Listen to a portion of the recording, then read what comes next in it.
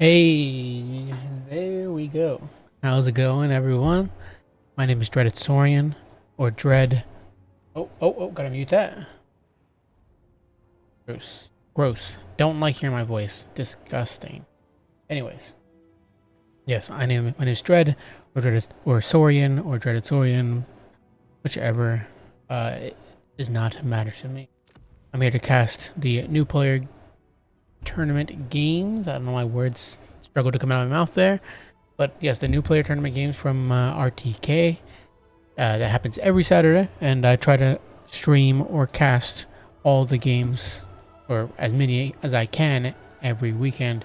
I may get to them live. I may get to them a little late, like this. I'm getting to them now at round 3. But eventually I will get to them.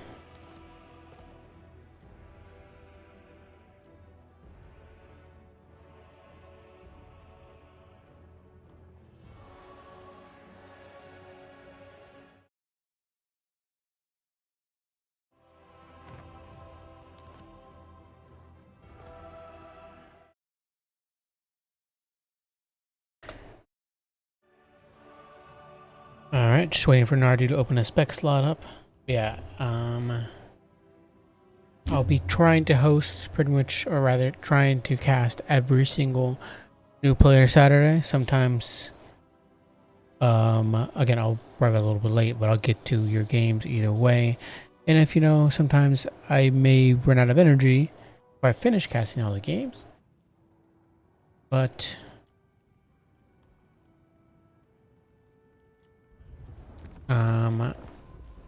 once I get back to making videos, I can use some of those that I don't cast for video. First one was a spec for some reason. That's weird. Oh. This is no spec.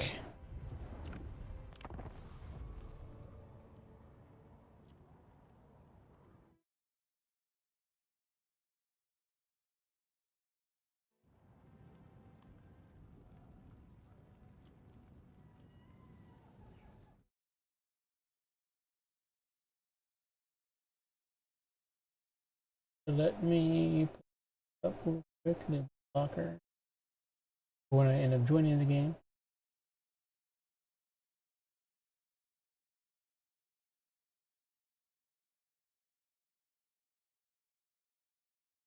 And let me post some other things in Discord.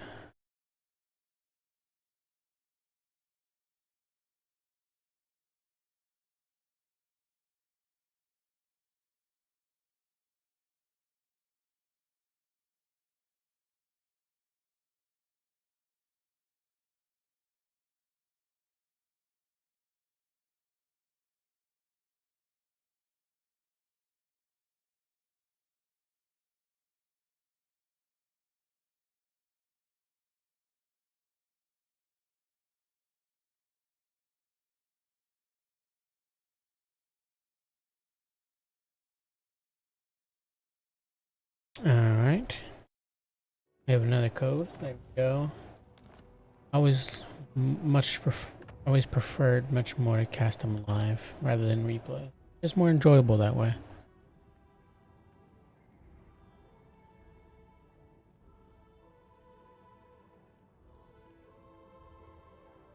Alright, we do have the great Nardu the Undroppable up against Falling Star on the Tomb Kings. Nardu playing the greenskins, obviously.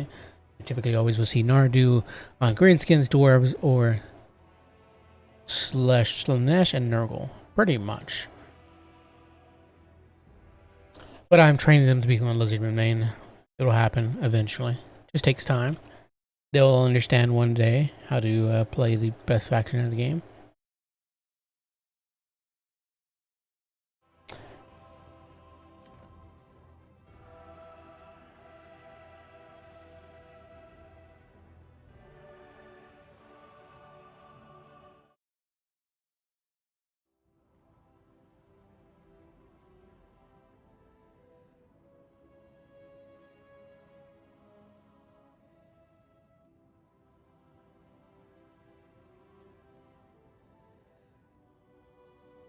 Really excited for the Greenskins DLC because man, there is just like there's not many lords that I love to use in with the greenskins in PvP. I mean, typically you're gonna have the usual suspects, especially in land battle. Gonna be the Night Goblin War Boss or Arsenic, or on the off chance, then maybe even no, like the other lords are just like out of style right now. It's in land battle, it's just Night Goblin and Skarsnik. Azag is still viable. Don't get me wrong, obviously, but Rampage is just so incredibly strong right now. Um, and Dom, I don't know. I haven't paid much attention to Dom lately. Uh, I think the War Boss is still used in Dom as well. I can't recall though. Again, I haven't paid much attention to Dom like at all, so I could be completely wrong.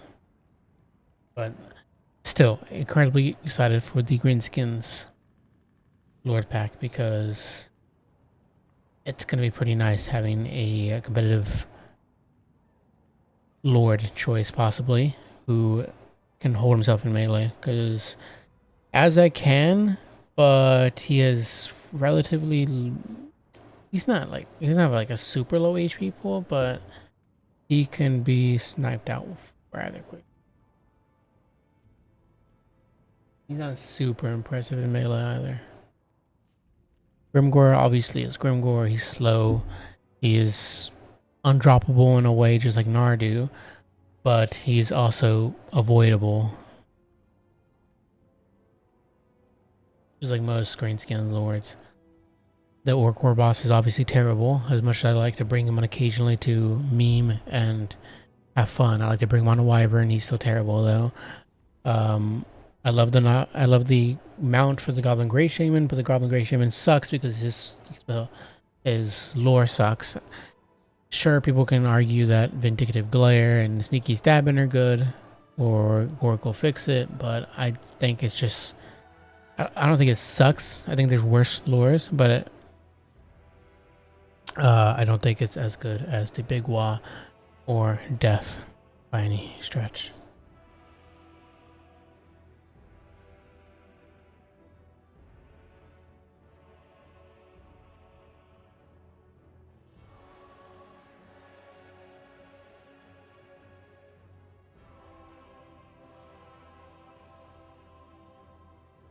But there's a lot of greenskin lord options and units that I really want. One being obviously the Squig Artillery piece. Again, I forgot what it's called. The Squig Hopla, something. I don't know. I'm probably getting that wrong completely.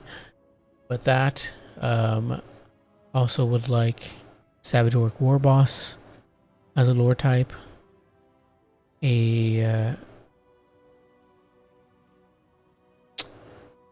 am I not thinking of things right now?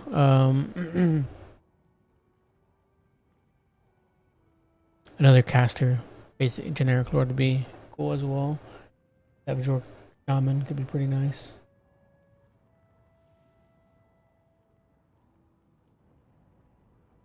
What else?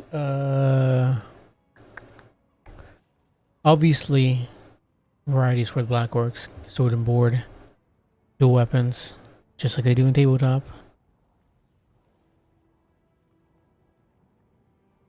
More cav options. I don't even think they need cav options. I think cav wise they're fine.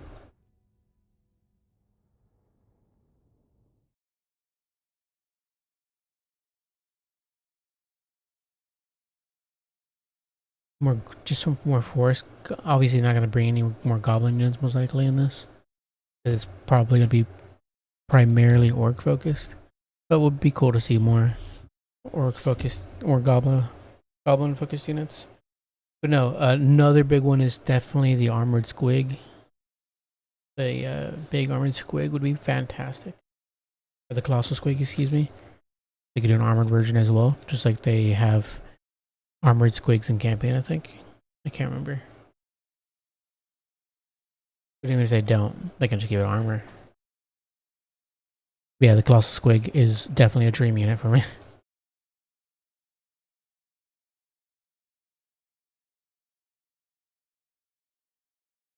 But I also love Obviously, it's a pipe dream. It will never happen. But having the some of the RORs be balanced and useful would be great. Like the lava Arachnarok spider would be so awesome. But yeah, we'll never get that. All right. So for the Team Kings, we do have Cetra the Imperishable on. Is it just on horseback? I think he's just on horseback. On Little Horse with Incantation of Vengeance, the Curse. Actually, can you take off the Curse? I don't think you can. Restless Dead. That's pretty much it. Just going to be spamming out Incantation of Vengeance for that Restless Dead proc. And it's a pretty solid spell. Nahakar Horseman for the Cav. We also have some Skeleton Horsemen in the Vanguard in the Forest, along with a Camarine War Sphinx, double Camarine War Sphinx. Interesting not to put Cetra on one of them, but I suppose they just wanted him separate. We also have a Sepulchral Stalker and a whole bunch of Skeleton Spearmen and Swordsmen, of course, for the infantry. Now, for the Greenskin side, we do have Warzag on foot. I did personally request this from Nardu, and I definitely think this is going to be the win here with Warzag on foot, because he's the Supreme Prophet. So we'll see. Effigy of Diget and Brain Burster is all Warzag has. Does he have his staff? He does not have his staff. Ever since it got nerfed a long while ago, you don't really see it as much. Not as good anymore. It's still decent, but it's definitely not as good. Black Orc Big Boss on Pig Mount with Rabble Rouse and Dragon Slayer's Fang. Rabble Rouse for that ITP, which is obviously great for the Greenskins, and Dragon Slayer's Fang, just some stat buffs for him whenever he's lower than 50%. But Goblin Spears will be the front line with a whole bunch of Squig Hurts, some Orc Biggins on both flanks. They do have that bonus versus large, pretty nice. And then that's also a thing. Like, I wish Orc Biggin Spears were brought in, not just Orc. I think they're just Orc Boy Spears is the one that they added in. But Orc Biggin Spears would be fantastic. Orc Boys and Orc Boy Biggins for the Cav, and that is it. We have two more on the other side as well. You need that. You need that anti-large to deal with constructs, and you don't need the regular Boar Boys, but they're solid on their own with their AP values and decent melee stats. I mean, 22, 24 is not great, but with 48 charge bonus, that can help a lot. As they are Shock Cav. Yeah, the infantry will start engaging. We do have Squig Hurts running down the skeletons. Cav looking like they're going to meet up here soon. We do have Orc Biggins getting into that infantry line as well. I didn't even notice we have the Dirk Squig Hoppers and Night 11 Squig Hoppers up vanguarded too. Wow, I can't believe I missed that. But yes, infantry wise, things are going okay for the Greenskin side, but on this particular engagement, the Cameron War Sphinx and Cetra are absolutely tearing apart this engagement. The Night Goblin Squig Hoppers do get into the Skeleton Spearmen with the Dirkit Squigs, but the issue is that the Sepulchral Stalkers are here, and same with the Nahakar Horsemen, so they're going to be tying them down for quite a bit and dragging them down most likely. We'll see. Skeleton Horsemen getting a nice rear charge on the Squig Herds, though probably going way too all in here. You don't want to be stacking this much cav on one engagement. Send another here if need be, or send over here. You want to spread those guys out. You don't want to just send them all in one spot. But nonetheless, that is going to collapse that engagement. Over here on this side, the Black Orc Big Boss and Warzag have started to help out in this engagement, and probably going to shut down that. War Sphinx and the Shopti gets summoned in. I think, yeah, you got summoned in to help collapse this, because they know once they get rid of those Squig Hoppers, that there goes a lot of that fast mobility for the Greenskin side. Orc Biggins finish off those Skeleton Spearmen. Orc Boy Biggins are going to get a side charge, it seems, into the Skeleton Horsemen and do some pretty good damage there. Unless that was from a spell. Cameron War Sphinx is just rolling around dirty. Where's the other one at? Is it nearby that I'm missing? No, it's over there with Cetra fighting the Squigs. which is pretty solid. We do have the effigy of the Git going down on the sepulchral stalkers, going to be freezing them in place, giving them time, Greenskins time to tie them down and slowly drag them down. As those are a very important unit for the Tomb King side to shut down any cav that the Greenskins have. Those anti-large glaives plus solid missile shots. Orc Barbarians are going to take a nasty engagement here with the War Sphinx and Cetra, plus some supporting the Hekar Horsemen. So they're going to end up losing that, but we do have some more boys coming over to support. And same with some Goblin Spears.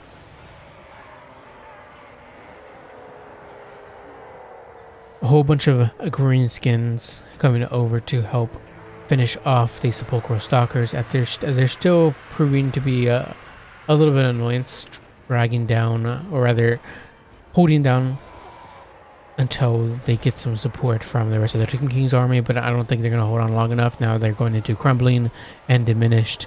They're going to be finished off here soon, and yeah, there they go, 300 HP, and they're done for. Cameroon War Sphinx getting some nice rear charges here, and that's the thing about the Cameroon War Sphinx. It does cause terror, so whenever you get in these rear charges into the Orc Biggins, theoretically it should be fantastic. That with the shock damage from its charges, but thanks to the Orc Big Boss, he is so good here simply because he provides that ITP from Rabble Rouse. So he's saving the Orc boys a lot of leadership routes and terror routes. So he's pretty solid here, and he's pretty solid fighter as well. So he's not easy to deal with, but he can be surrounded. So say if the War Sphinx is just like circle beat him, or say Cetra fought him, they could definitely kill him very, very quickly.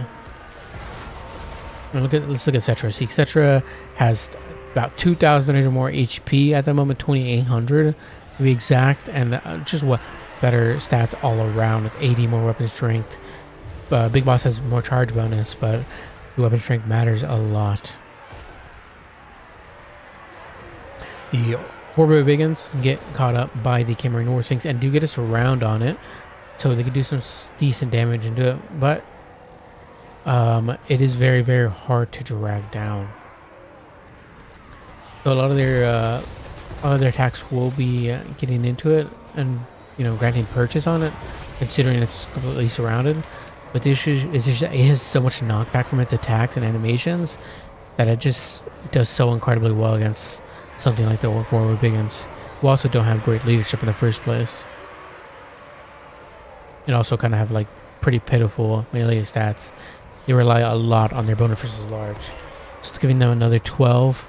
So even then, yeah, 34 at the moment. It's pretty not great, especially when the melee defense of the War Sphinx right now is 39. But overall, balance of power looking to be a little bit in ahead for the Tomb Kings, but those are all the balance of power is tied down in those War Sphinx. If one of those gets shut down, things can start switching really quickly. But as well, Nardu is racking up tickets at the moment, up to 260, slowly getting close to 500. I love that Warzag is just walking about, minding his own business, and the War Sphinx are ignoring him. And then I say that, and the War Sphinx immediately jump on him, and that's going to be pretty bad for Warzag here. Oh no, did I spell doom here for Nardu when I told him to bring, when I asked him to bring Warzag? If he brought Foot Azag, maybe things would have gone differently.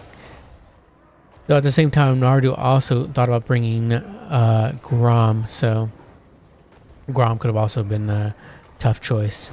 But nonetheless, the day is not over yet. There's still plenty of fight left in this Git Nardu.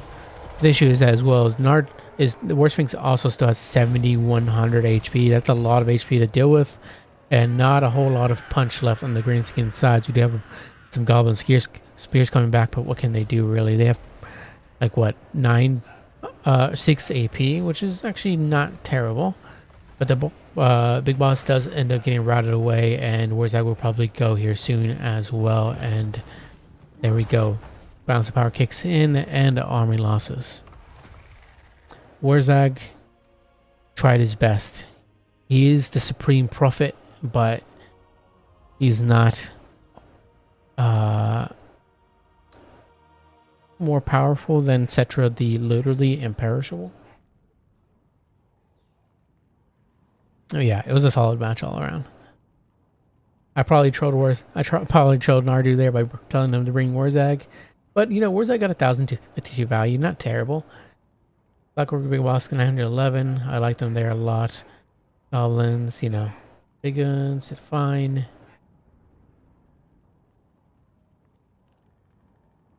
Cetra with the double War Sphinx is an absolute menace. Oh my god, I can see why that they brought double War Sphinx with Cetra on his own, because just Cetra paired up with one War Sphinx and another War Sphinx causing havoc in a different place. That's so much to have to deal with. 1477 for Cetra, 2020 here, and 1665. Yeah, there's nothing really to drag down those War Sphinx. And as you saw, the Orc Boy Biggins had such a hard time, even with the full surround on the War Sphinx, just dragging it down. Like, it felt like they barely did any damage to it, even with their bonus versus large and AP. Again, probably has to do with their relatively pitiful melee stats base, but at the same time, I mean, like, there's got to be a point to where, like, it's an anti-large cav. You think it'd be doing more, but I guess to be fair, a lot of the engagements I saw, they were fairly beat up before the engaged anyway, so that obviously skewed it a lot. 529, 580, 894. Yeah, good showing there. And well played double players.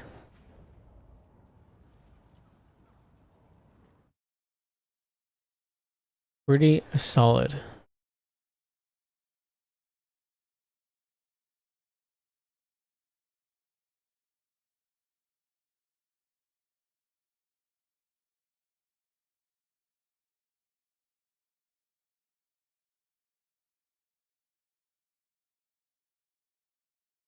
Yeah, I think that's very tough for the Greenskins.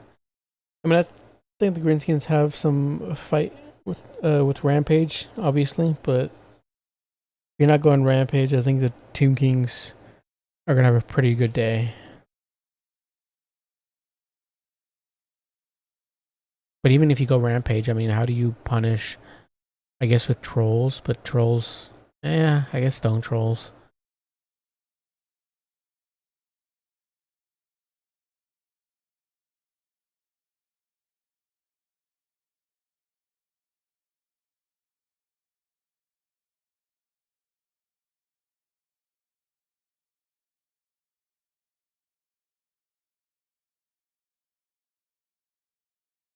I can imagine the War Sphinx will tear out the trolls though, eventually, after doing so much shock damage.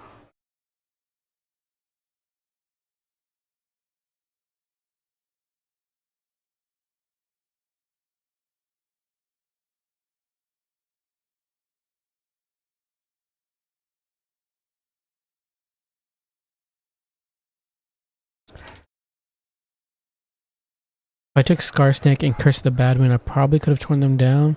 Yeah, because Scarsnake with the bonus versus large, granting the, if you use Scarsnake and grant like even more bonus versus large to say Orc Biggins, or to say Orc Boar Biggins, even just Goblin Spears if need be, that can provide a lot of a much better engagement overall than without Scarsnake, without that buff, because it's a pretty incredible buff.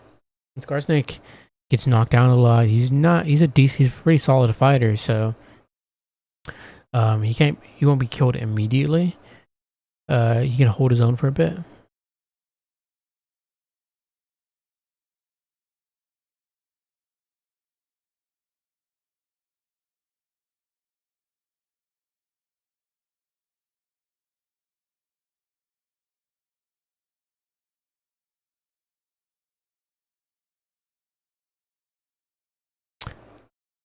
So, Swiss round is over. Nice work, everyone. Calculating the finals now. Ex Navigator and Luscious Lover have to play a tiebreaker round for top 4.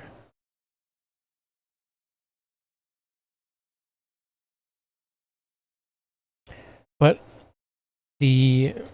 aside from the finals and semis, did anybody here play today in the tournament? And if so, how did your matches go? Man, I need to get back to playing. I don't remember the last time I played, actually. Because I've been doing like a lot of... I don't know if people play tabletop games, but I've been playing a lot of tabletop games through Tabletop Simulator with friends. I've been playing... I don't know if people have heard of it, but Deadlock, the like MOBA from Valve. I've been playing a lot of that. A lot of Titan Quest. Not a lot of Deadlock, actually. I'm playing a little bit. But I've been playing a lot of tabletop. A lot of Titan Quest, which is a ARPG, kind of like Diablo, for those who don't know. Just a bunch of random stuff. And just, I don't know, not playing a lot of Warhammer. Aside from like some call campaign with somebody, like one-off. I just have not been playing. I'm so like out of practice now. You lost every game, Nardu? No, don't tell me that.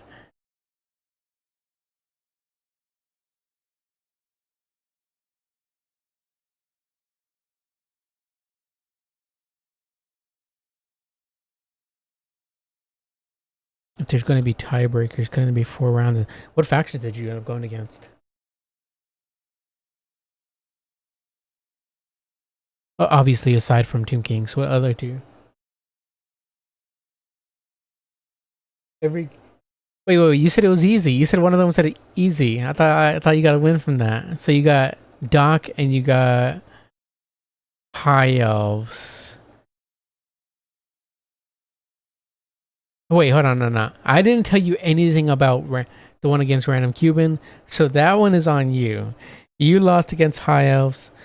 That's on you, Nardu. You're supposed to be the undroppable. How are you being dropped by the freaking High Elves? By those pointy-eared, knife-eared sons of scum. Watch the games. I will. But that one's on you. I'll take blame for the other 2. Foot Warzak is not great there against Doom Kings. As much as I like seeing Foot Warzak, he's not great against Doom Kings at all. But you know, for fun.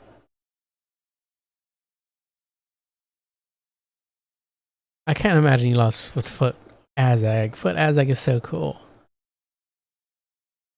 Navigator and Luscious Lover. I don't know if they have a game up and hosted, or they haven't sent me anything yet. To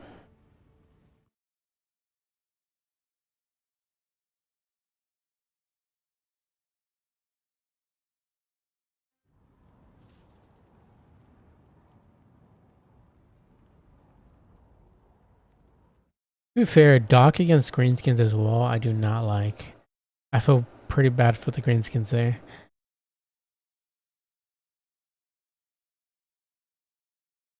I mean, I guess you can go... I've seen Greenskins win actually bringing the freaking... or... what is it called? The big one? Big Rock Boy.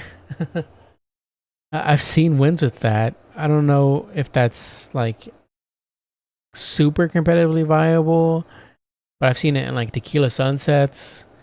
Like it gets kited, and it lasts to the end game, but you can't spell kite it enough because it just has so much HP.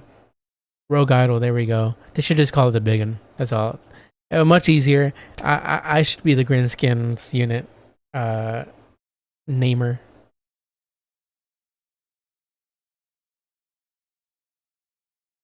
But yeah, I mean the Rogue Idol does have like 100 and something armor.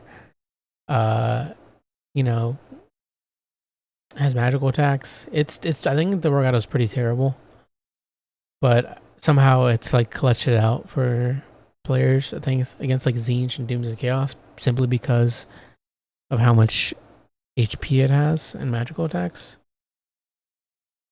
Plus, I guess it's little rock throwing, but mostly it's just HP in the final rounds.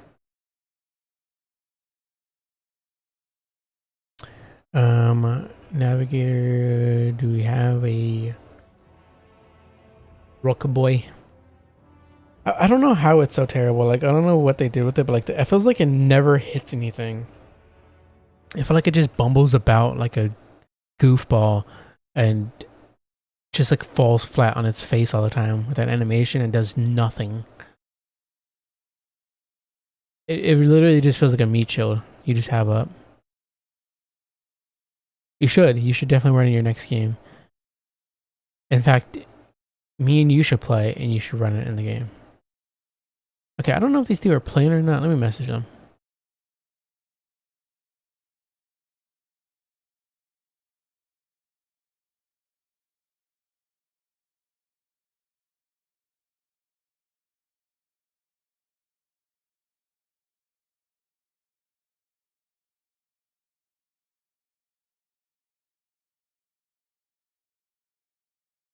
I don't want this smoke. I don't want this smoke. Yeah, you're right. I don't.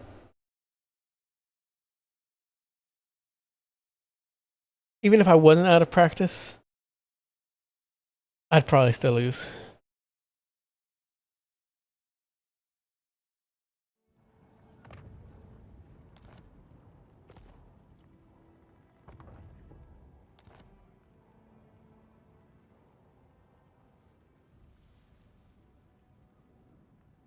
Yo, what the Sigma?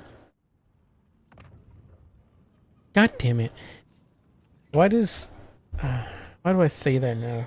Freaking Galrach from NC just got me, like, gave me brain rot, actually.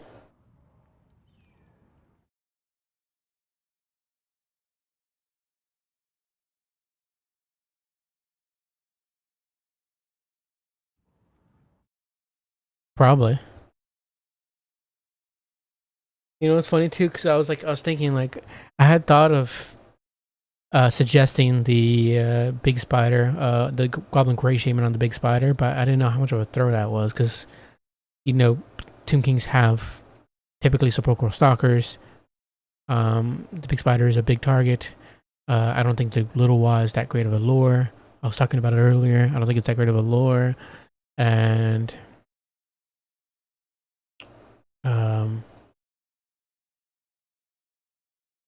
what else? Oh, and he just the goblin doesn't have that great of leadership. You know, she's not to me a competitive choice, but I think a nice you can use him on a one-off occasion, and he could do some solid work.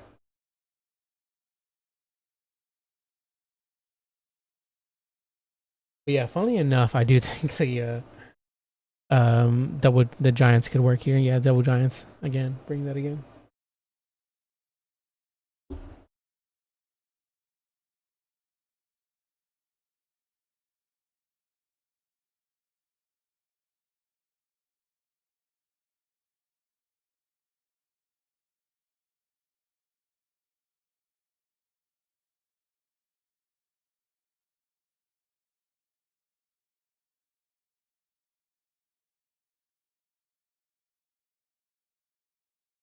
I don't know what map they're yeah, lover.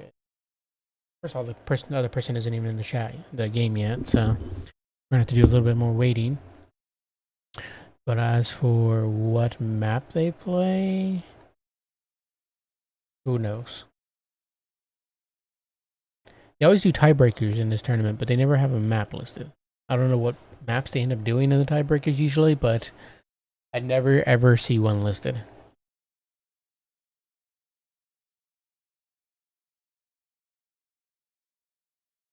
Okay, so you lied to me, Nardu. Those are wins. You just said you lost every game. You're a troll. You're a dirty, dirty troll, and nothing you say can be trusted.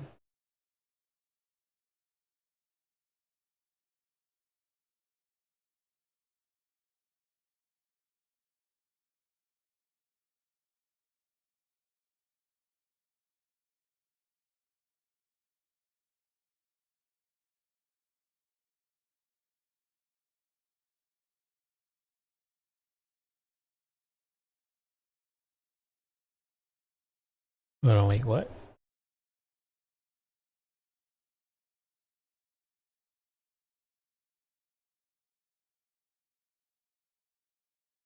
heck was that?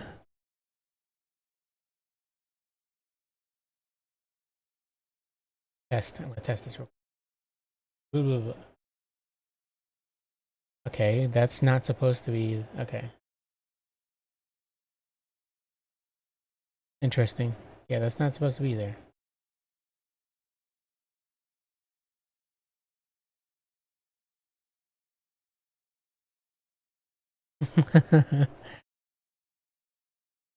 Narda, you're a filthy liar.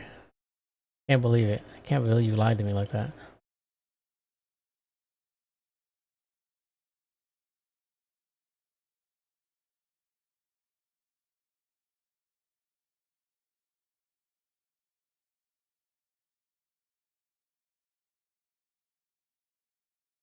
Do I have any waiting? Yeah, I should probably do that.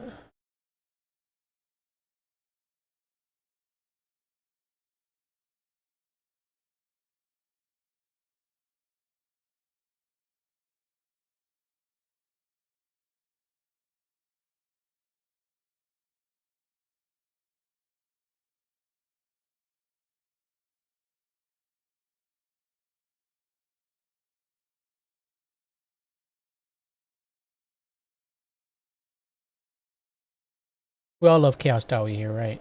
Definitely the best faction in the game, right? Guys, right? Time to agree now, everyone, or get banned.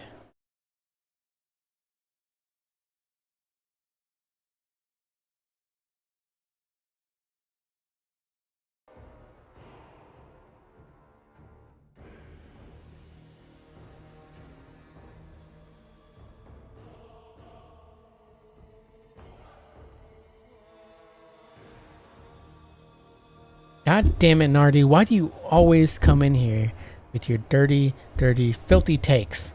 Wrong. Why are they always wrong?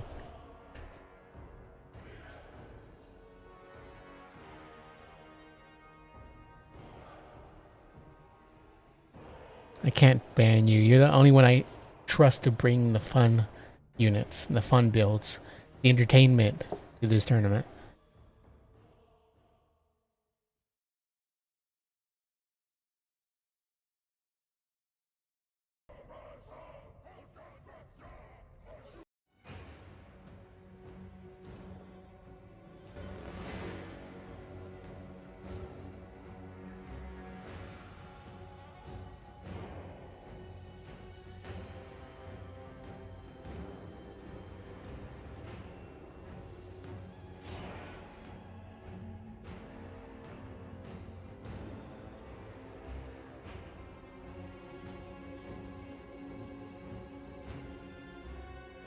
This is why I lied, because I have to balance the favoritism.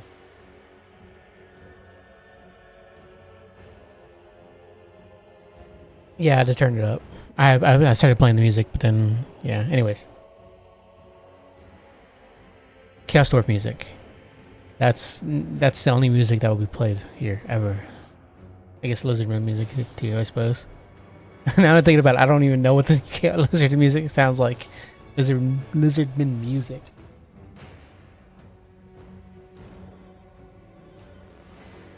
Nardu, you are the definition of a weighted scale. You have, on one hand, play good factions or fun factions like, oh, I don't know, greenskins, and then on the other hand, you play atrocious factions like Nurgle and dwarves. I'm kidding. I love all the music. I love all the factions you play.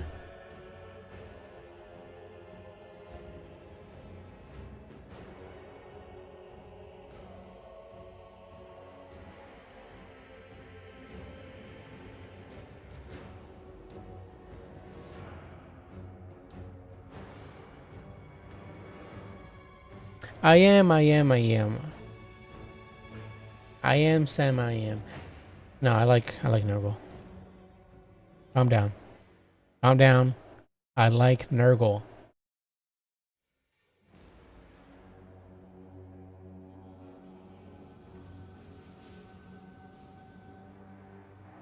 In fact, I think Nurgle is one of my most played factions. As of recent, at least. Like in the past couple months, maybe.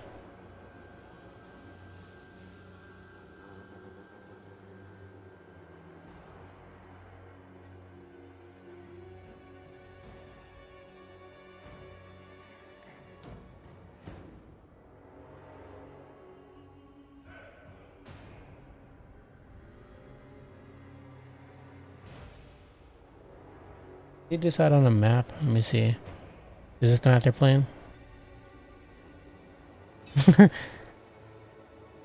And Big JP is just like wonderful at responding, but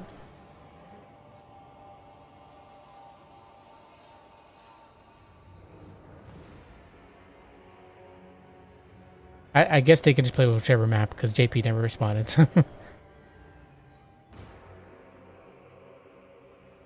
Go back to Slanesh. Slanesh are super fun. Be the Slanesh player. Come on. Why would you give up on them?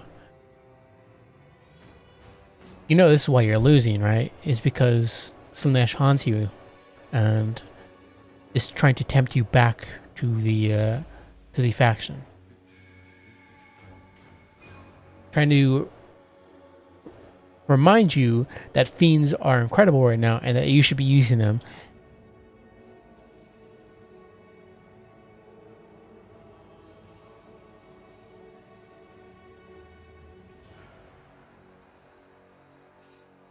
What a romance. What are you... the heck are you talking about? And a romance and a romance dating sim? Oh, that's easy. All friends. That's a no-brainer.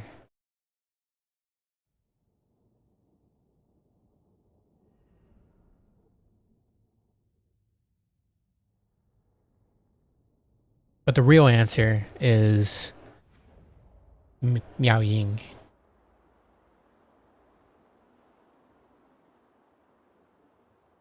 The real emperor, the emperor of mankind, excuse you, use his name properly. That is the emperor you're speaking about.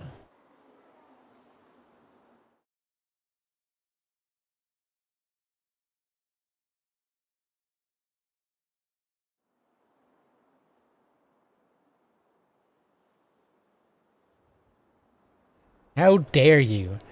Sigmar preserve you from your heretical ways.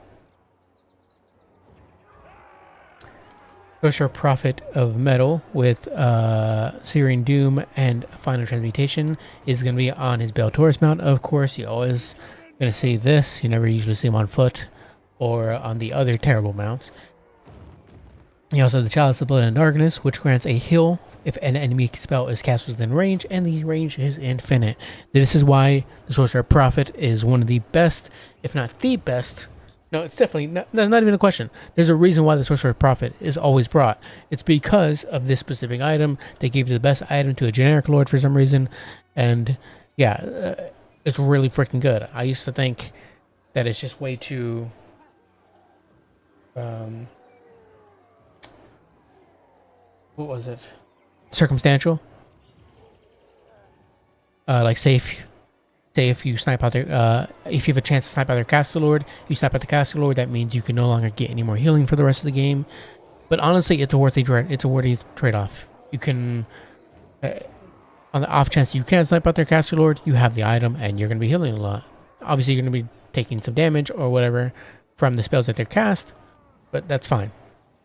Worthy trade-off. Anyways, solid on the Beltaurus mount, good melee fighter, 5640, has flaming attacks, which can do good against any regen units, and you know, whatever middle gun that it has, it's a nothing. Blazing Beards of Bezaharic, Chaos Dwarf Warrior ROR, they do have those blasting charges, 2 volleys of them, and solid melee stats. Chaos Dwarf Warriors, and then we have freaking Infernal Ironsworn as well, the Immortals, which are absolute beasts, will tear through a lot of the Chaos Warrior infantry. Probably lose to Chosen, but you know. We also have Bull Centaur Renders, great weapons. You deal with any big targets from the Warriors of Chaos side. Beltaurus is now being surrounded by Valkia and Exalted Hero. So definitely gonna need some help from those Bull Centaur renders. We also have a Death Shrieker who's doing some solid work already so far, absolutely obliterating those Marauders. Needs to switch over to a different unit, however. Skirmishing wise, they've lost out. It's kind of hard to win the skirmishing game against other factions, as the Chaos Dwarf faction, as the Goblin Wolf Raiders don't really trade that great into other skirmishing units. We have a whole bunch of Marauders as well for the Warriors of Chaos side, and some Chaos Spawn, which is pretty cool. Seeing Chaos Spawn rush, 3 of them in total, to absolutely help. I'm not sure how great they'll do into the Infernal Ironsworn and all that, but they seem to be doing okay so far into the Chaos Dwarf Warriors, though they do have support from the Marauder Horsemen with throwing axes. Marauder Horsemasters as well for the Warriors of Chaos side. Yeah, Beltaurus continuing to fight it out with Valkia and the caster, which is a metal caster on disc with Skull of Kotam, which has already been used, plus Searing Doom and Plague of Rust, plus Final Transmutation and Metal Shifting. I don't know what they used the cast on, presumably the Sorcerer maybe, but if they did, then it's definitely not, that definitely wasn't worth it at all. It doesn't matter anyways, because the Skull of Kotam got nerfed, so it's not as deadly of a combo as it used to be. Exalted Hero does jump in there on the Death Shriek, and it might end up getting surrounded there if they're not careful. That disc does not have a lot of mask, but luckily the Bull Centaur renders didn't get a full surround on it, so they're able to get away. Unfortunately, if the Chaos Dwarf player had noticed that, they could have got a full surround and finished it off, or surrounded it and killed him. But nonetheless, Chaos Spawn, here's where they're going to struggle. They have no more infantry support aside from this one single Marauder unit, and they don't have fantastic AP. They do have 42, but it's not incredible, and they definitely need that infantry support to help soak up some of that damage they're going to take in return. As you can see, that 125 armor is mitigating quite a bit of it. Same with that melee defense of 50. They only have 36 melee attack, which is obviously not terrible, but it's not great either. Beltaurus is just doing its sidestep dance as per usual as they get stabbed by Valkia, who's getting chased down by the Bull Centaur Renderers. Yeah, just want to keep that Sorcerer Prophet up. If that Sorcerer Prophet dies, the chances for the Chaos Dwarves will die with it. Chaos Sorcerer Lord, oh my, the Chaos Sorcerer Caster takes a nice little shot there from the Death Shriek, but it mostly just goes through its shields. Exalted Hero continues to harass the Death Shriek, and that's why the Bull Centaur Renderers and the caster are there to help protect it. But the issue is that if you keep letting it get away, it's just going to continue on happening. It's going to be a harassment piece in your back line. The Bull Centaur Renderers should probably be sent up, I would argue, to help deal with the Chaos Spawn, as at the moment they're not really serving much purpose back here, though they are fairly beat up at only 8 models left, however, so maybe it's worth it just to keep them back. The issue is that they're going to constantly be skirmished back and forth by the Marauder Horsemen as well, and the Horsemasters. As you can see, they're continuing to take fire from those Horsemasters at the moment. A Spear Flattener going through those Immortals and doing some solid work. The Immortals at the moment have 52 kills, or 52 models left with only 2600 HP, so they're fairly beat up. But they're still doing some solid work. 130 kills, up to 1400, almost 1500 value there, doing absolute shoot's work. Chopping through those Chaos Spawns, chopping through Marauders, sending them back to the Chaos Wastes where they belong. I freaking love the Immortals. It's just a lot of the times they don't really have a spot because of how expensive they are and how much damage they can take if they're beaten down or surrounded. Centaur Renderers here fighting amongst the Marauders and Valkia. Valkia does have that bonus versus large, so she can do some solid work, but the issue is that she's also a small target, so she can get surrounded and beaten as well. But she's not a large target in that case, so the Bull Centaur Renderers aren't getting their bonus versus large bonus. Well, the Final Transmutation Overcast does come in there and does some solid work against the Sorcerer Prophet, but in return, the Exalted Hero gets shut down and killed. Nice, really solid catch there from the Sorcerer Prophet, and the balance of power is still looking more so in favor of the Warriors of Chaos, and it makes sense as really the only infantry piece left for the Chaos Dwarf side are a relatively beat up Chaos Dwarf Warrior unit with only 25 models, and the Immortals who are now down to 28. They do have that Undying Will, so as long as this unit retains most of its overall hit points, entities within the unit will not die, which is pretty cool. Pretty cool. Yeah, and they also get vigor per second as well. But it's only if their HP is greater than 75%. So, but it has helped out a lot in terms of the overall battle. It's probably one of the biggest reasons why they're in the condition that they are now, but they also have like solid leadership as well, 95 base. Yeah, this will probably be going to, this is definitely be going to the Warriors of Chaos side. As a final transmutation, we'll probably be finishing off the Sorcerer of Prophet here.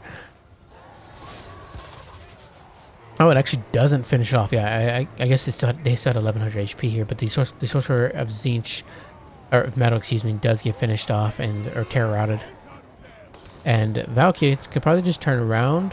No, the Porcelain Surrenders are still there. The balance of power is switching back and forth. I would say if the Sorcerer of Metal wasn't so low, and if Valkyrie...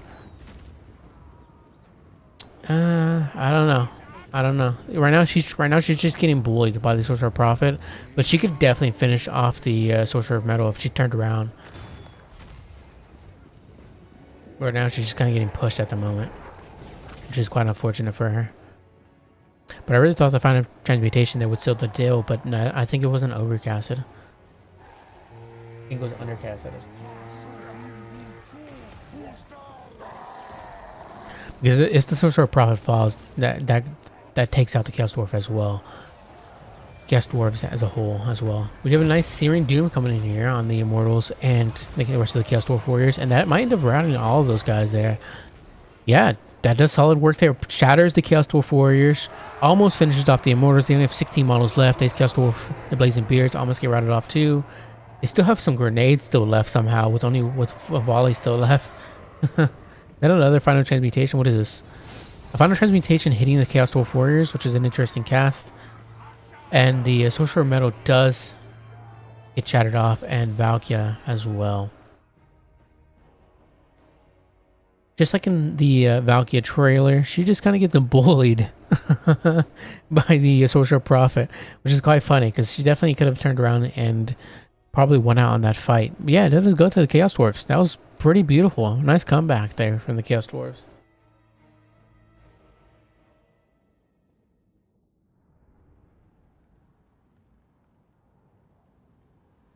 Or you would catch me groveling on the floor for Miao Ying.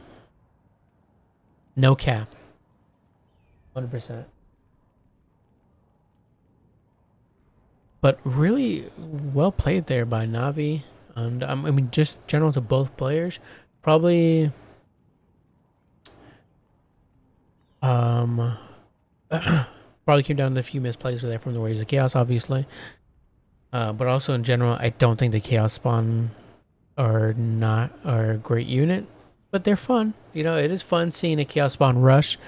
You just don't see that often. And if I was going to use my marks and I wanted to bring Chaos Spawn, I'd probably bring marked Chaos Spawn. The Zinch variant, are incredibly good. They have armor sundering, which can go through the Chaos Warrior armor and do some solid work all around. They plus have those shields too.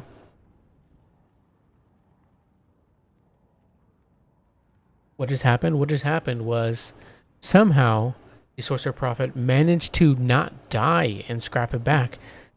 The Sorcerer Prophet was, as per usual, the absolute breadwinner for the Chaos Dwarves there, and somehow brought it all back, carrying the entire faction on his back continuously. 3741 for him. Fantastic work. 1083, 2021 for the Immortals. Oh my god, they hung out so long. Again, the Chaos Spawn are not great, and especially the base variant. You bring the base variant, I guess when you couple them as well with Marauders, they're just not going to do great into a heavily armored infantry. But the Immortals held on for so long. They did so good. Freaking anchor piece there. My god, that was beautiful. 1443. The other renderers kind of just got picked apart by Skirmishing. The Death Striker didn't amount to much as it was constantly harassed by the Exalted Hero and by the Skirmishing as well, who overcame the Chaos Dwarf Skirmishing. 1448, 545, Skirmishing on the... How many times am I going to say that word in a span of 2 minutes? Yeah, their Cav did fantastic for the Warriors of Chaos, as they will generally reign supreme over the Chaos Dwarves variant if they didn't bring any range components. Yeah, Chaos Spawn, pretty atrocious overall. Fun, and I do like to... that's all there is. They're fun, but definitely the Zinj variant is just a lot better.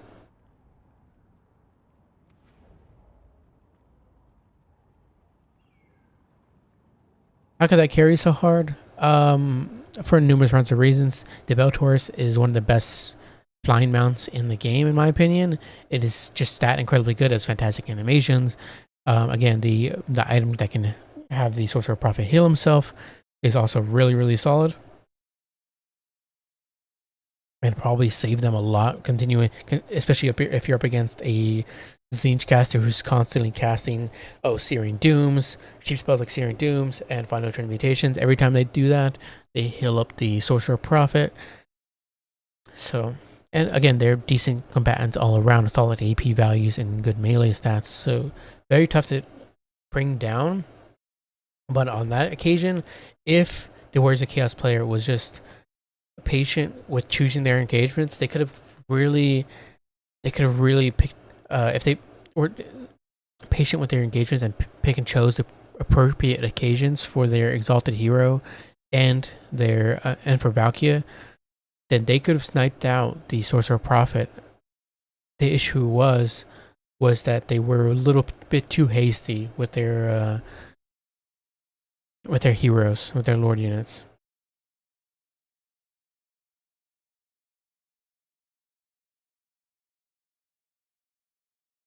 Nardu, you're in the top 4. Let's do it.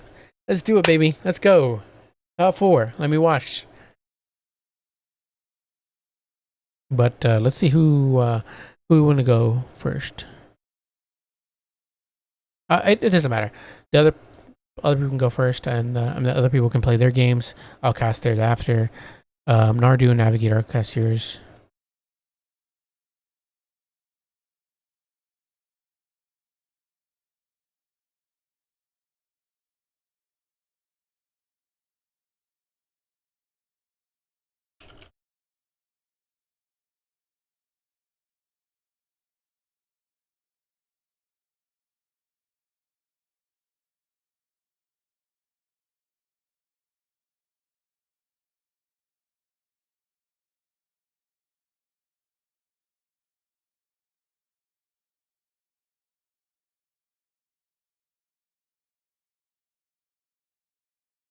All right, yeah. So we'll be casting Nardus and Navigators live, and LVO and B6A6s.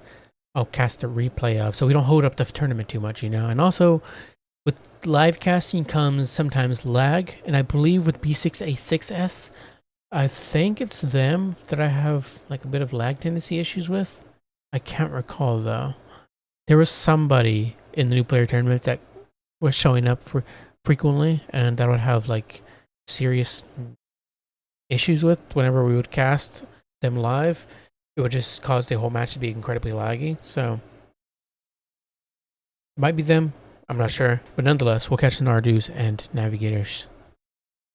So let me see here. I don't know if they have a... doesn't seem they have a lobby up quite yet, so I'll wait for a little bit.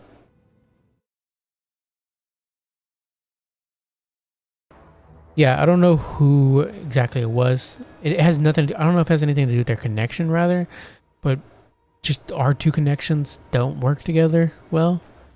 I don't know if it's, again, I don't know if it's B6A6. It might be somebody else from a previous few tournaments. But, yeah,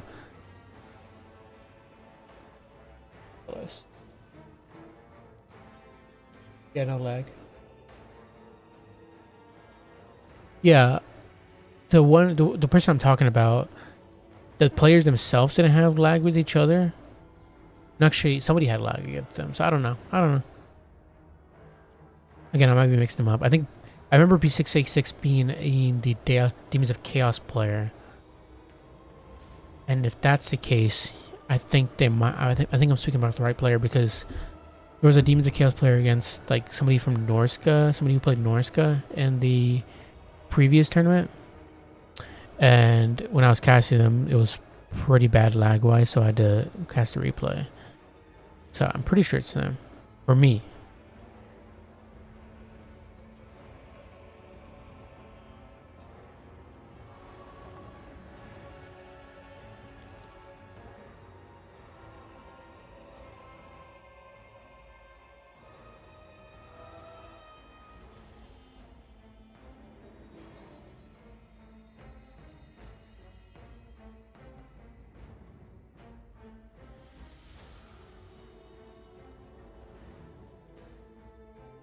But yeah, good luck, Nardu.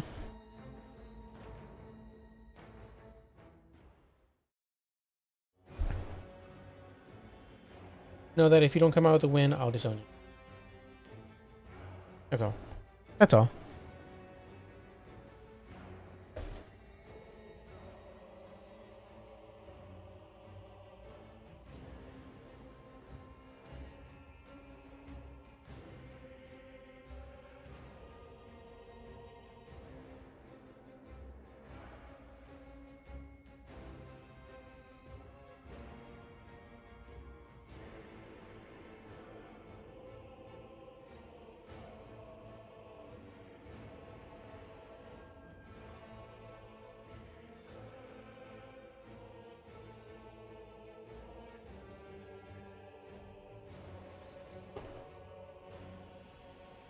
Your Warhammer music is probably the safe bet here for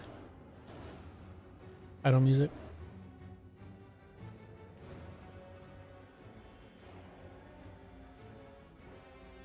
I think Turn does that as well, so.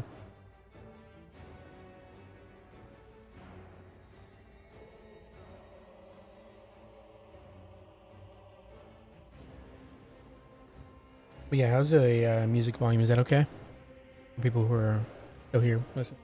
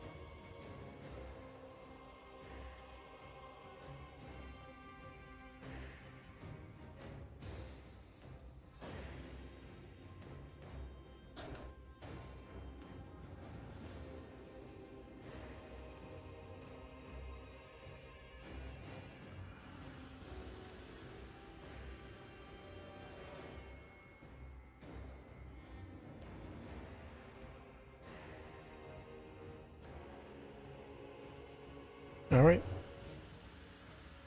Like we're good to go. Let me. Okay. Knocking on my lunch from earlier. Oh, we had the chance. Well, I had the chance.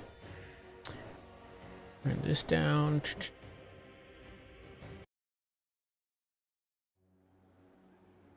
All right.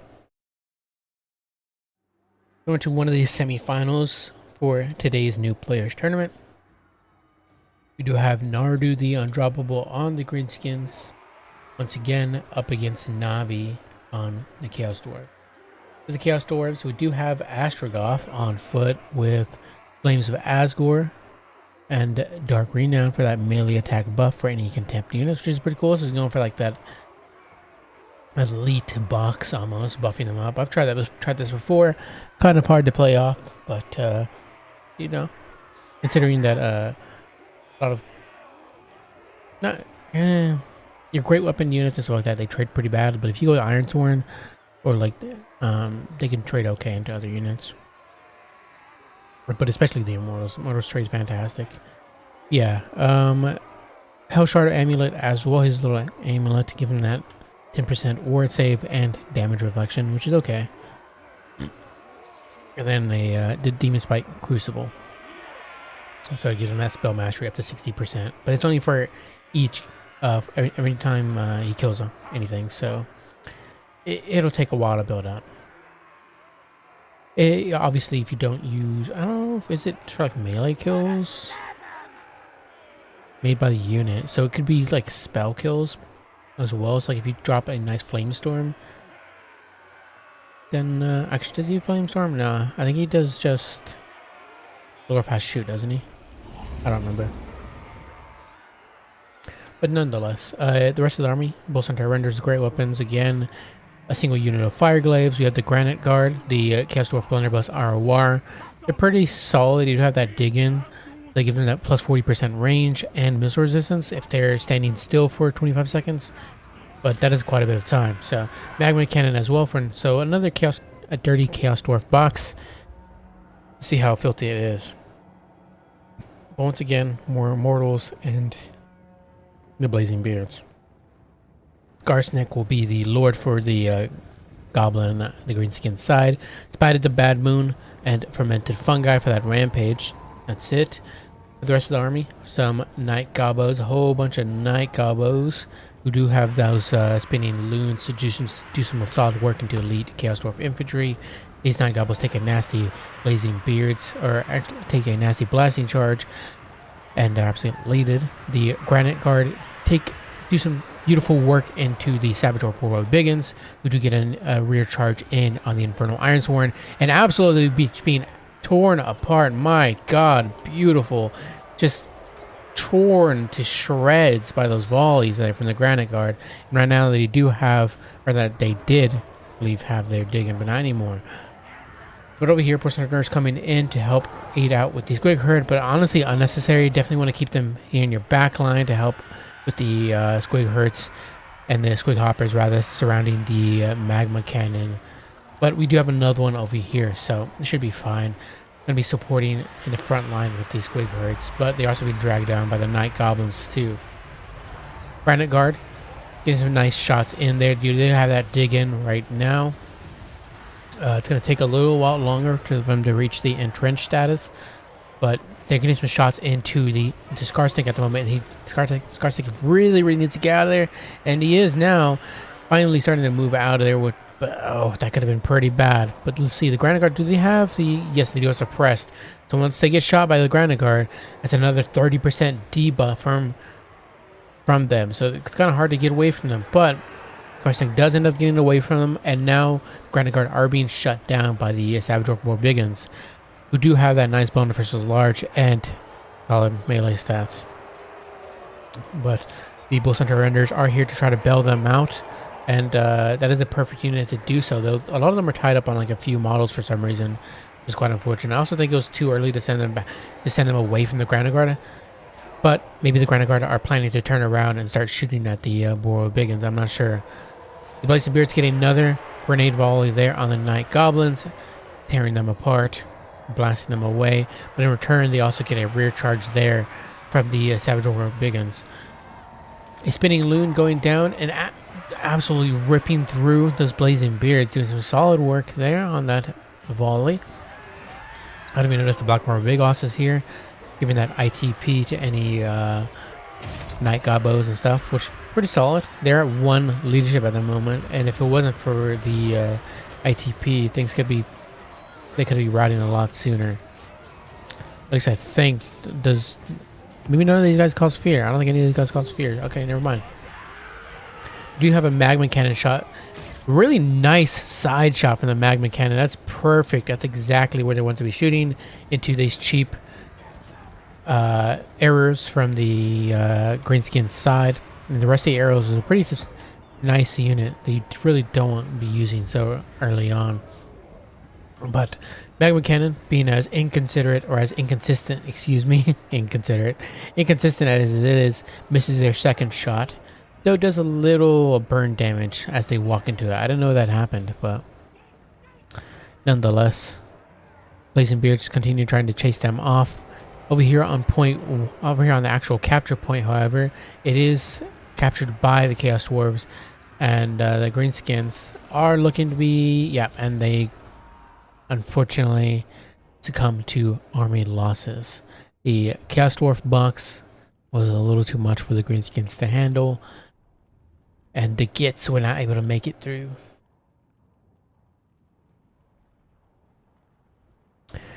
Drezoth, 801 value, not too shabby. That was pretty nice with the Immortals there. That +8 from Dark Renown made them really hard to deal with. But as well, the Granite Guard, they got some substantial value there on the initial engagement with those Orc Boy Biggins, because they are fairly costly, and you really don't want to be losing them that badly like that from the shots there from the Granite Guard. But yeah, I think that was probably one of the biggest issues in this match, was the Granite Guard were able to just mostly freely shoot. Once they got charged down by a Orc Boy Biggin unit, the issues was that they were immediately supported by the Bull Centaur Renders. But once you saw the Bull Centaur Renders got sent back into the Squig Hoppers, or the Squigs, I would have immediately charged the Granite Guard again while they were reforming, turn the Boar Biggins around, and recharge once again. Even if they have to fight the Bull Centaur Renders, fine. As long as you're tying down those Granite Guard, that's what matters. And they will be trading okay into the Bull Centaur Renders in sustained combat if need be. The issue is that they won't get their charge bonus off like the Bull Centaur Renders will. The Bull Centaur Renders will get their charge bonus off, which will obviously make that trade a lot worse with the Savage Orc Boar Boy Biggins.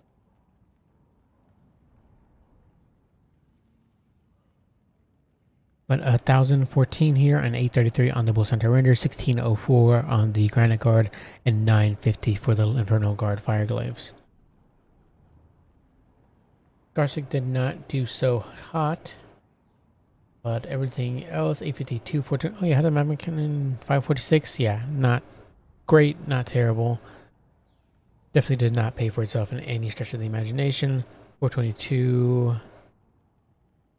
Yeah. Unfortunately, where a lot of the money poured in was on the Savage Orc Boar Biggins, and they did not pay for themselves at all. And they did pretty terrible, in fact. Which is quite unfortunate, but yeah, they're very, very squishy, as they had to rely a lot on their physical resistance, as they have pretty much no armor.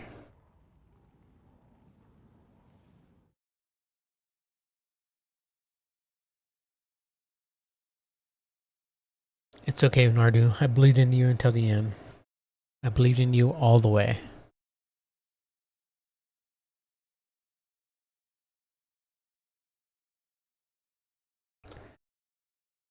Nardu's asking if I love the if I like the front line. Yeah, definitely not asking, but saying that they're hoping that I like the front line, and yeah, I liked it. The Night Goblin Rush was pretty good.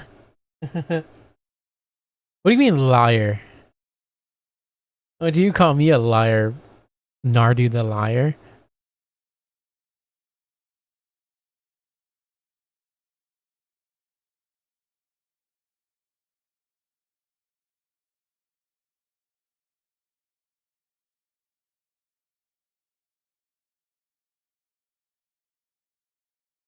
Oh, you told me that would lose the start from the start.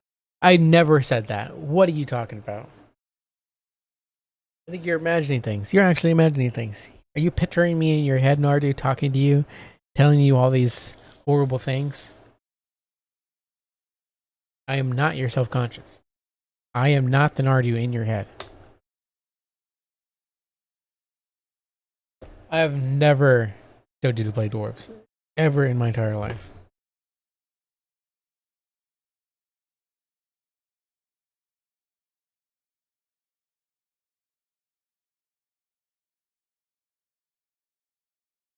If anything, I told you to play lizardmen, but dwarves, no.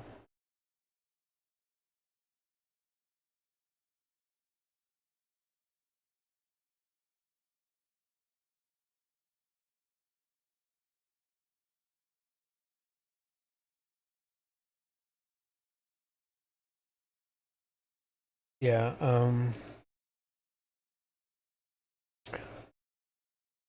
you did a solid job at taking down the occupying the magma cannon. To me, I never found the magma cannon that big of an issue going up against the chaos dwarves and playing as the chaos dwarves. I think it's a nice distraction card effects and it can slowly build up value, but I find it fairly inconsistent. So to me, I'd much rather shut down the range components of the chaos dwarves first over a magma cannon. Yeah, no. Hindsight is 2020. Obviously, I've had plenty of games where there's a very obvious unit building up a lot of damage and getting up a lot of value that I just completely miss. I'm not saying you obviously missed the granite guard, but you prioritized other things, which plenty of other players, including me, do prioritize the wrong things sometimes.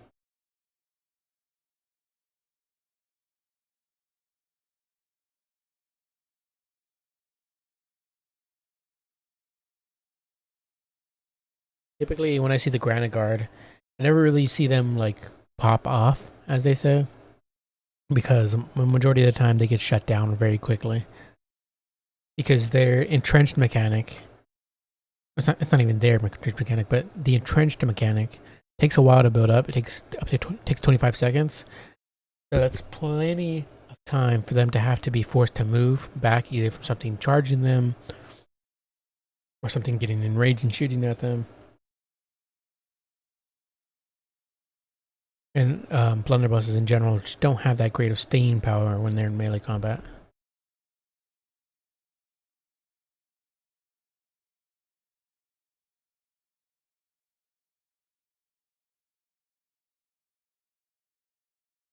I didn't even see your goblin riders, honestly.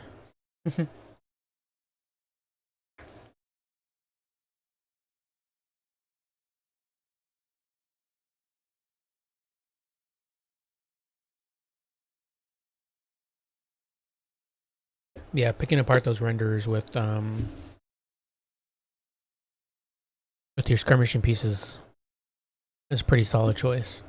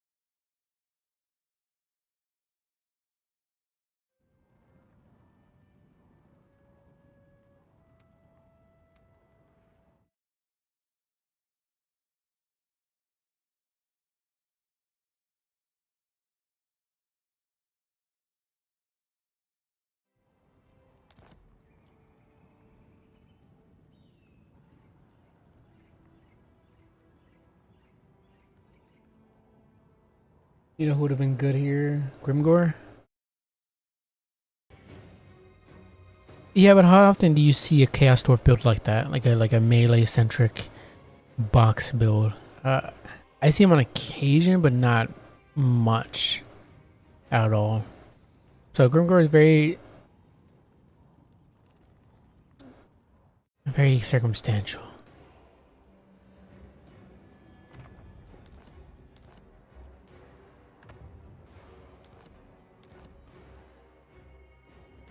What is with you people in your heretical different passwords than 123?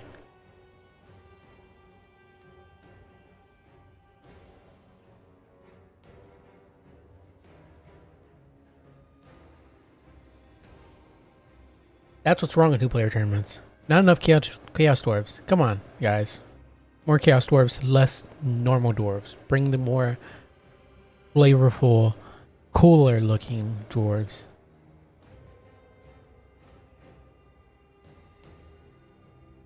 Oh yeah, this is a grudge match. Speaking of the dwarves, we got the dwarves against the chaos dwarves, aka Daniel against Cooler Daniel.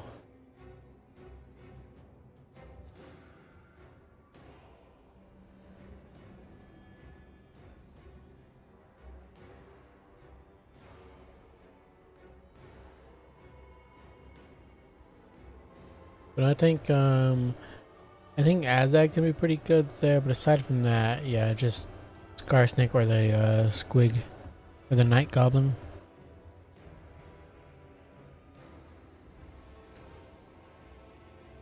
If you were to like rampage and surround the caster, or rampage one of the, I think rampaging one of the range components like the Granite Guard or the Fire Glaives could be a pretty solid choice. You obviously just have to get nearby. Close enough, rather. Yeah, like if you had rampage the Granite Guard, that could have turned things around very, very quickly. Yeah, no, of course, yeah. Don't blame yourself for anything like that. I'm just like giving outside perspective, I suppose. And you don't see that perspective yourself until you like rewatch the game, or somebody else tells you. I've had plenty of matches like that where I just like completely, my brain shuts down and I somehow don't see or rather miss. Okay, I can't even continue what I'm saying here. Okay, never mind. Okay, I thought they were triple bolt throwers. Like, hold on, you can't do that. What are you talking about? But no, yeah, I've had plenty of games as well, so no worries. It happens. Speaking of in-game music, why is mine so low?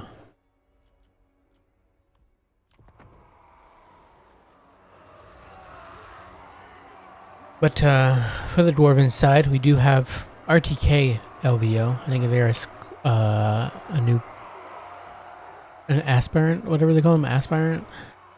Basically a recruit. And what does this recruit brought for us today on the dwarves? Well, we got Borino Thoric, of course. Everybody's got to bring Thoric. He's on foot, and he does have Rune of Slowness with Rune of Wrath and Ruin.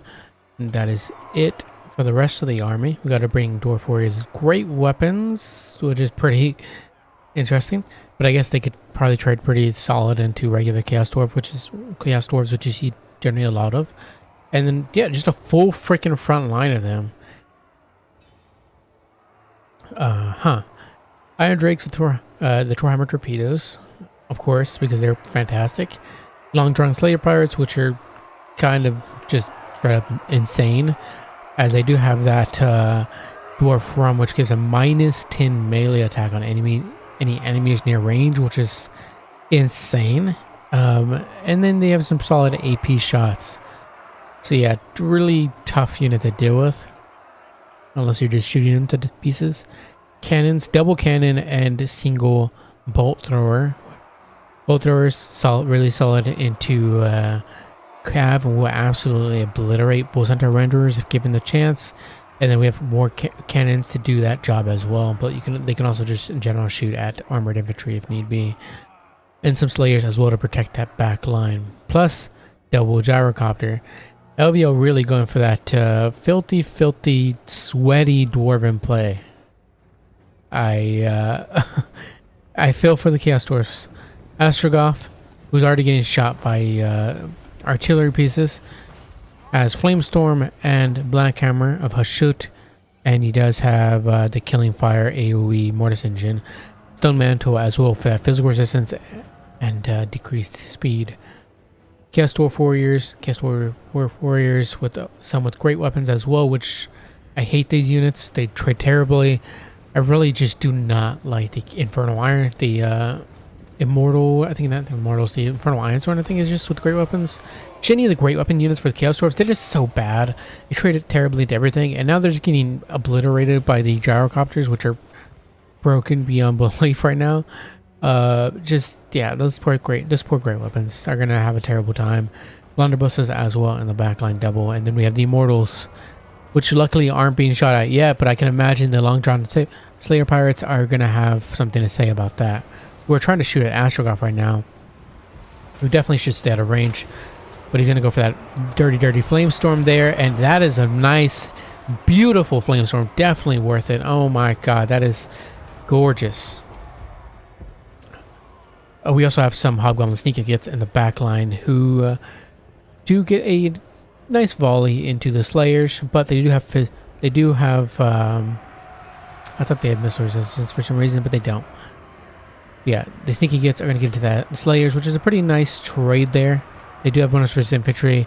Definitely wouldn't send 2 into 1, but it doesn't matter too much. We also have another Sneaky Get on the right side.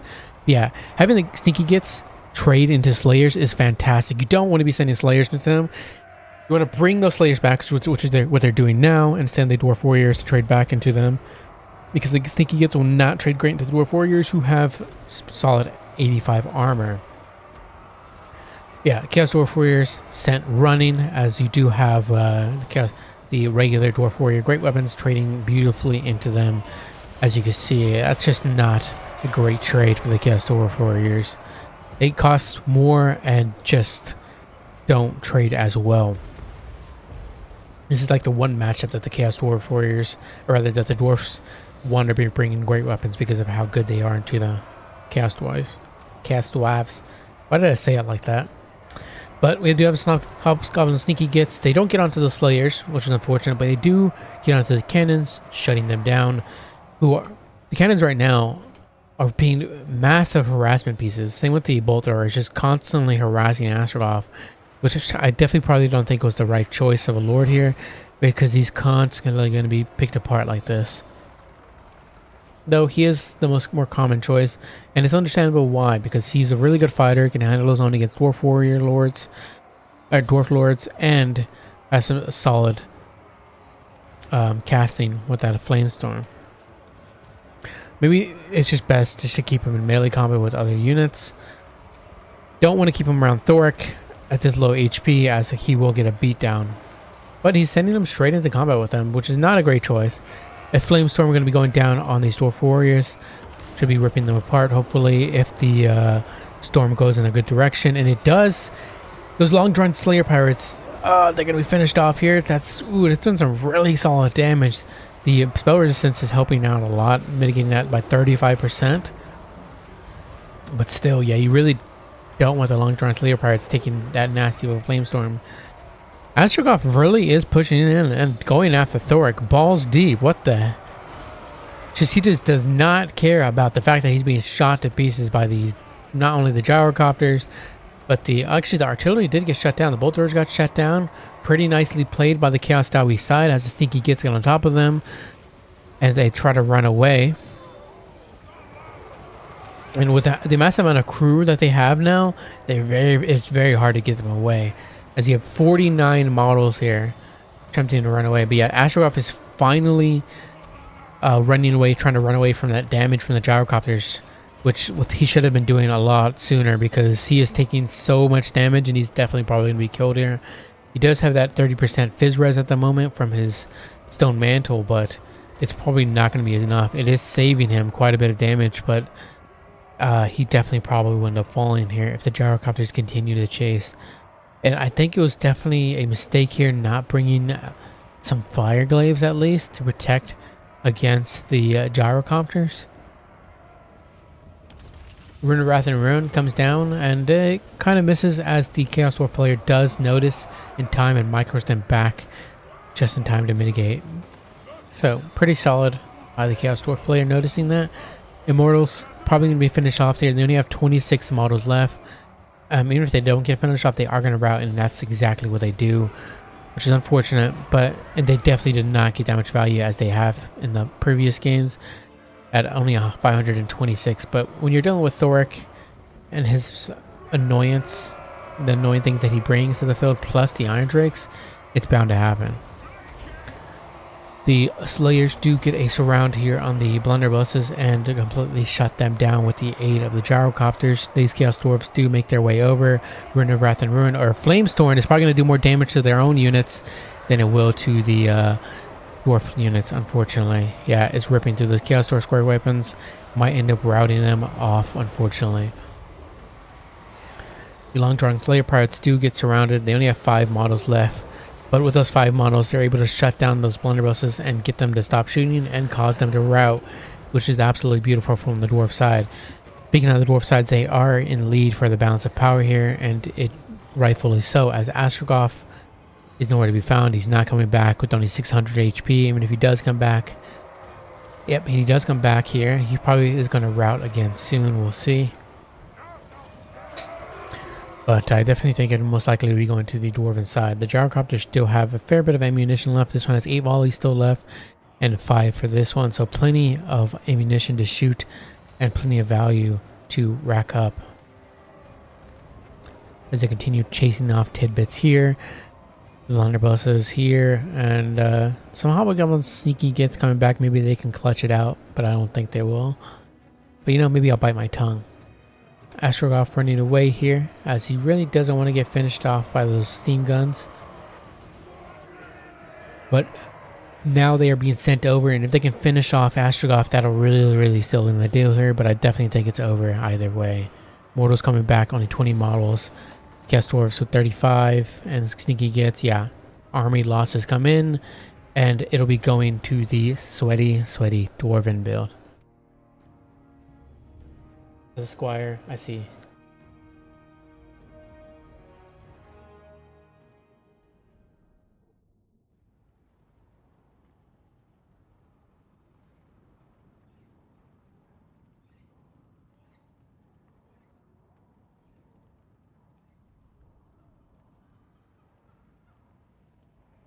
Oh man, I'm tired. I mean, that goes to show getting 4 hours of sleep not enough at all.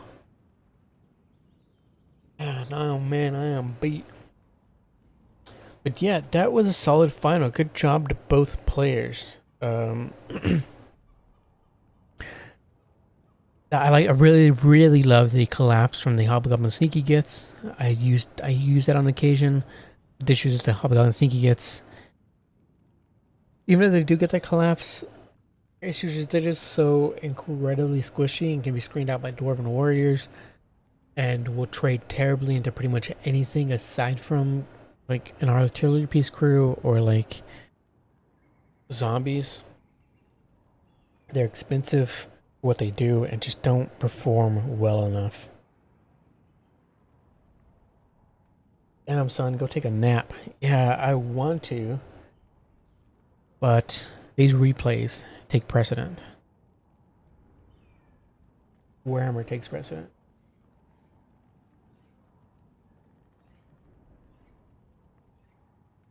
Thoric, what are we looking at here for value? 253 here. Didn't really get a lot of great Wrath and Ruins and stuff like that, but he was just mostly there as support.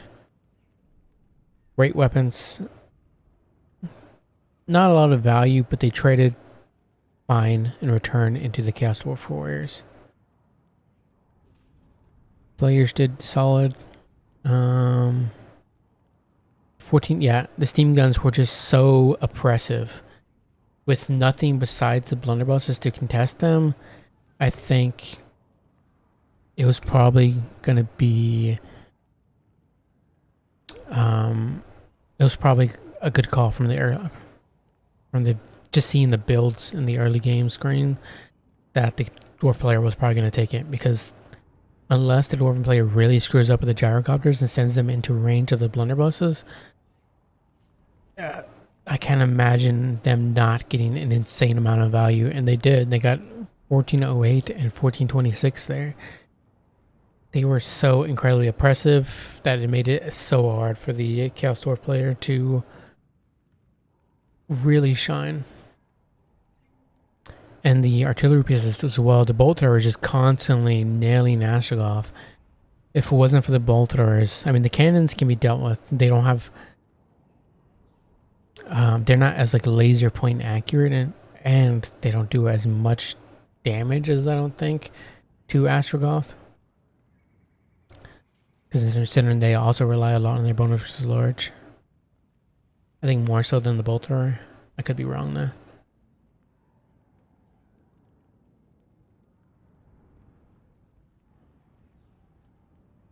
Easy faction. Before that, I never have played Conquest. Yeah, finally I won a tournament. My first win at all. Nice. Yeah, that was a really solid win there, LVO.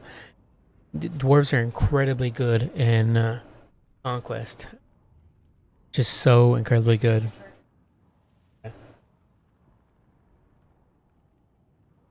Yeah, congratulations. Next time you have to bring a different faction though.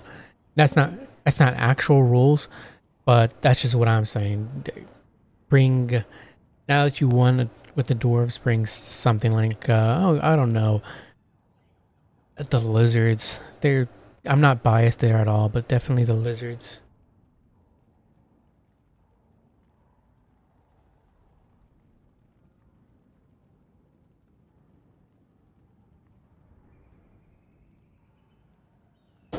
Zinch? You mean Zinch? Oh man.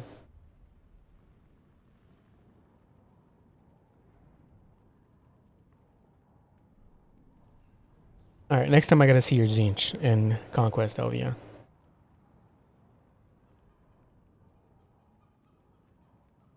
I was scared of Dwarf's artillery, that's why I bring cannons. Yeah. From what I saw of Navi, they did, from the builds I've seen of them today, they didn't seem to rely much on Chaos Dwarf artillery, and more so on the strength of the Chaos Dwarf infantry and what few range components they brought. I'm gonna keep laying coast until I win a tournament.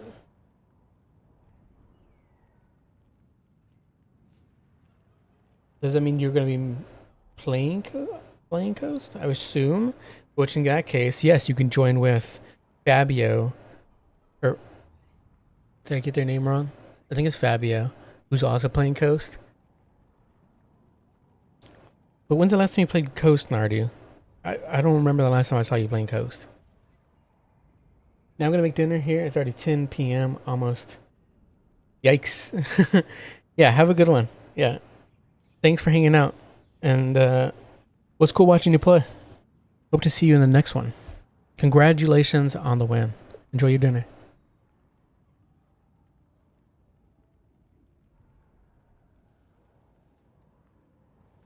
I have to not show my strongest faction. That's by far my strongest faction. Is it really? I had no idea you even played Coast enough to call it a strong faction of yours. 1473 on Astrogoth. Everything else, they think he gets actually did pretty good at 1,000 here and at 837 on the other one. 666 on the freaking day sneaky gets. Hashut warning, content warning, Hashut. 727 and 557. Yeah, I think I would have brought Fireglaves just to deal with the blunderbusses, but even deal with the gyrocopters, but even then, gyrocopters are so annoying to have to deal with. You could possibly bring Fireglaves, but at the same time, they're going to get artilleried. Fireglaves, or maybe Maybe just hope that your tanks carry you. Your tanks, your trains. Yeah, might as well give them Chaos Dwarf tanks as well. We have trains, bring us tanks too.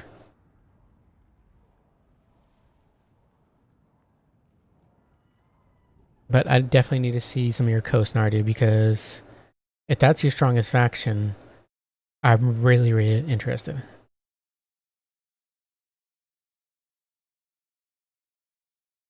I just noticed you said that your first one was with dwarves as well. Ban the ban the dwarves now. Ban them.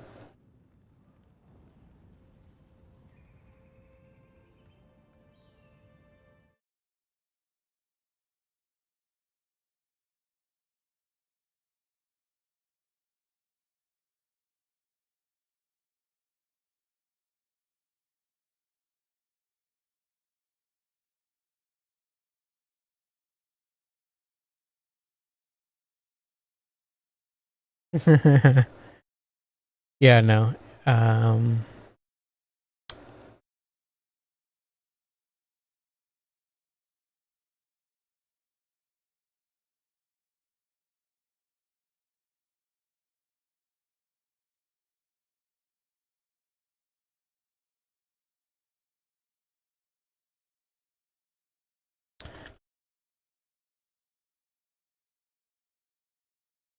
Option in. Sorry, I'm just typing out this JP at the moment. For the tournament.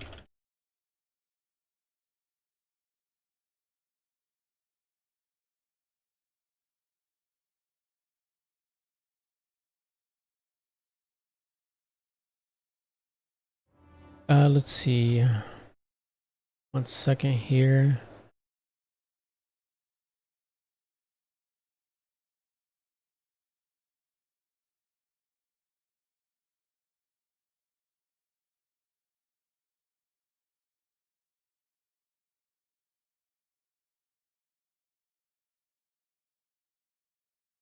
Where are replays? Yeah, I'm about to get to them. 1 second.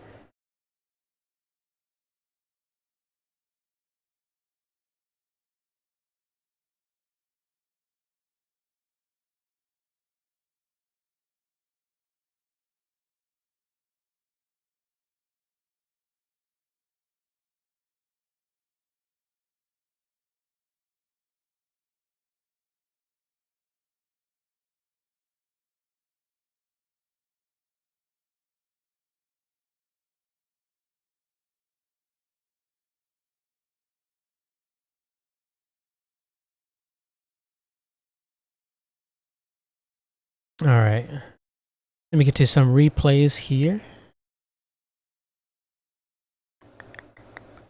So we have the other semifinals from Mavio. Or Mavio, what the? It's because I was reading somebody's message and I just combined two words together.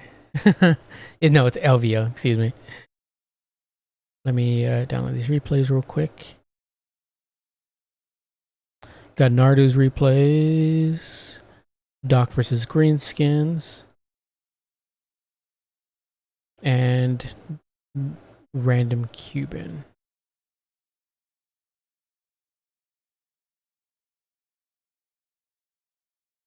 And then let me get the other replays as well. Hellwing versus Navigator, Cuban. We have another Hellwing replay as well. Skaven versus Warriors of Chaos from Joy Boy. What else? Is that High Elves versus Greenskins, I think? I don't know what HL is. We also have Empires versus Lizards, Vampire Pirates versus Warriors of Chaos. We do have some Fabrosi Vampire Coast replays, very nice. Is that the only one from Fabrosi? One. Seems like that's the only one, which is unfortunate because I definitely want more Vampire Coast replays. Okay. All right, let's get to it. Close this out.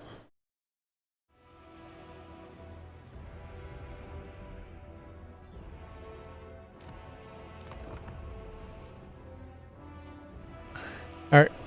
First one's up is you, Nardu. We're going to go right through your replays all at once.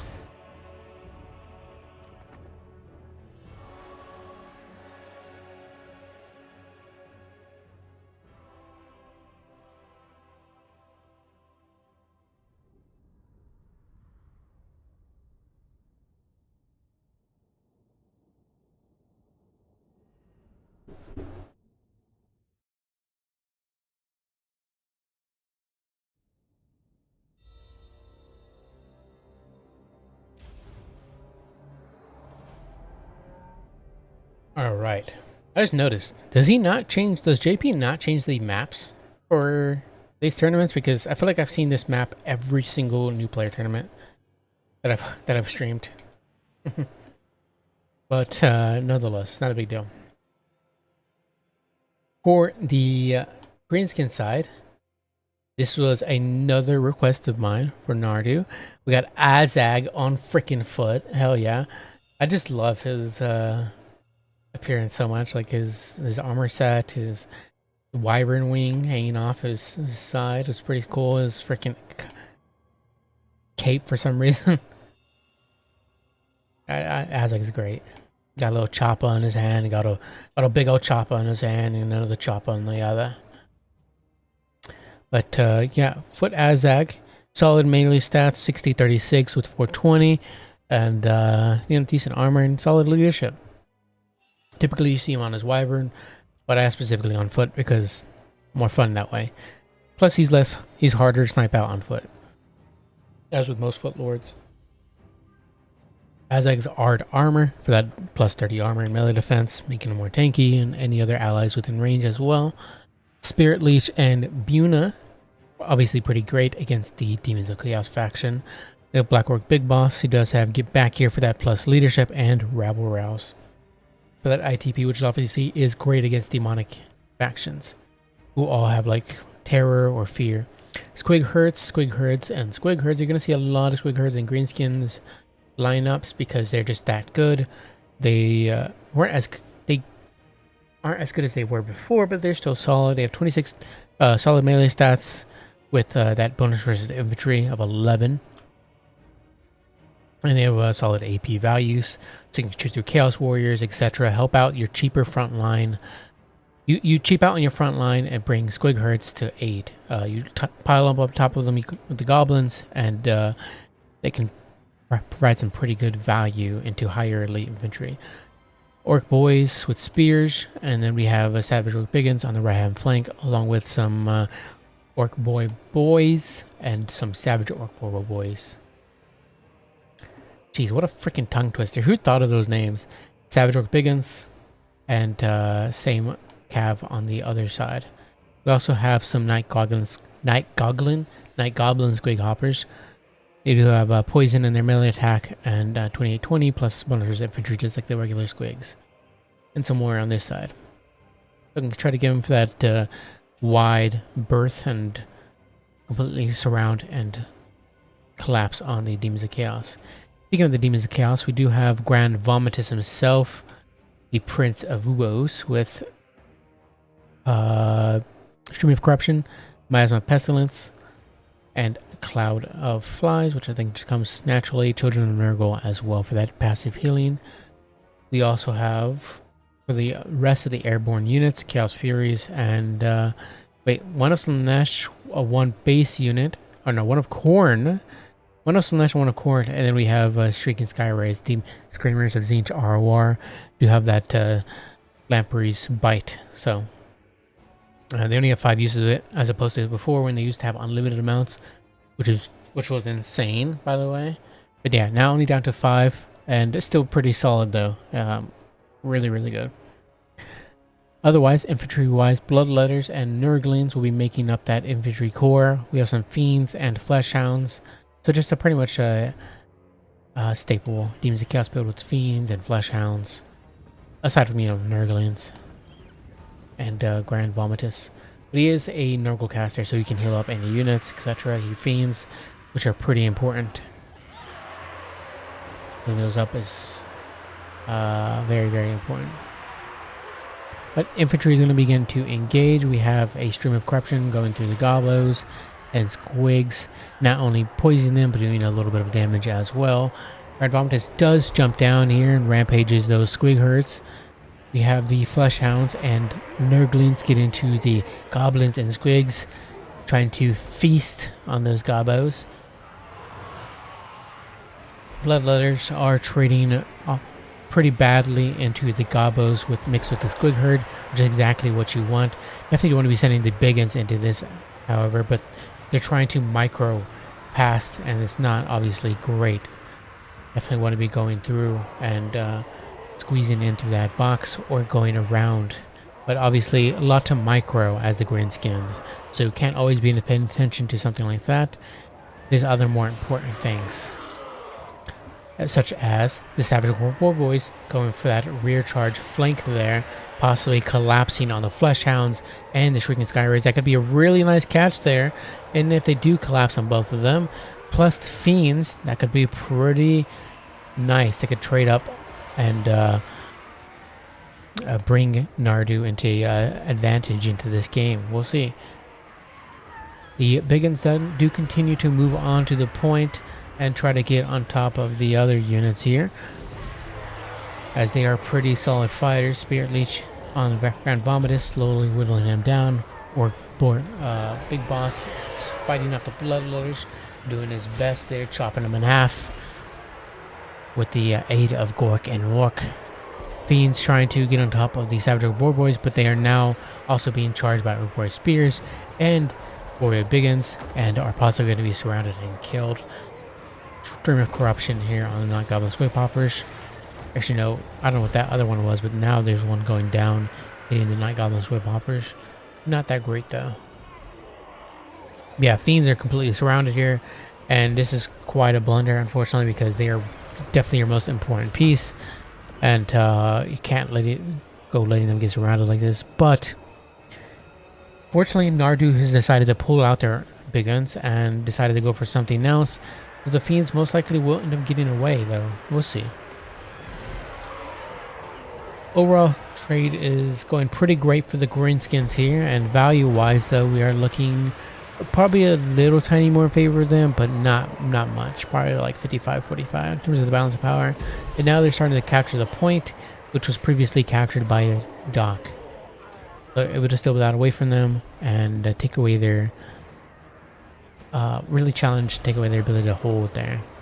As now they only have the Bloodletters, these are disintegrating. Aside from that, Fiends and Flesh Hounds is all they have to capture that point to contest it. And the greenskins have a whole lot more infantry than they do.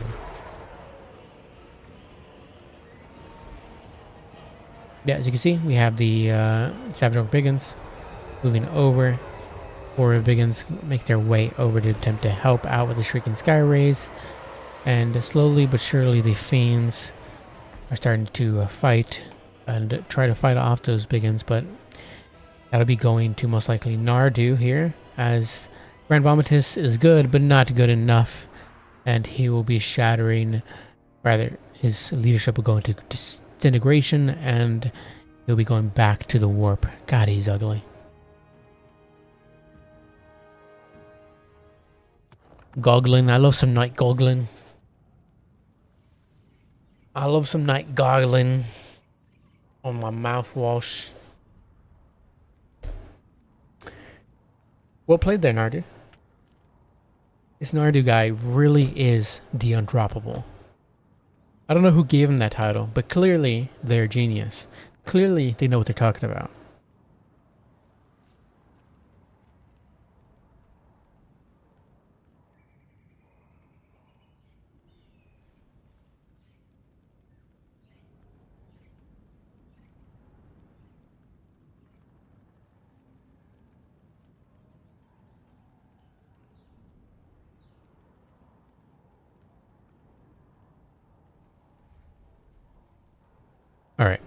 So, value-wise, sorry, I was having a drink there.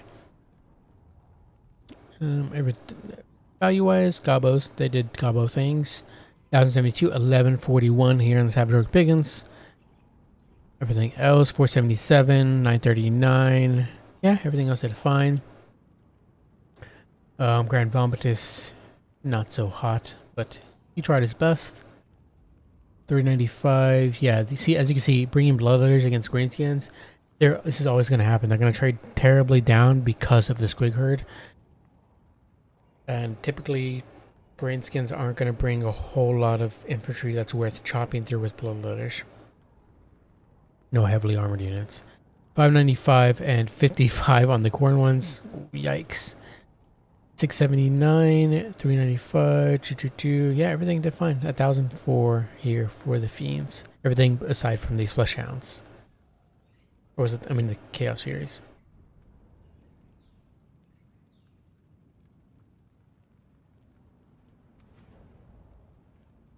Good job there on the win, Nardi. Let's see. Wait, did I delete the wrong one? Heck. I just deleted this one, didn't I? I think I deleted the wrong one. Oh no, it's right here. Which one did I delete?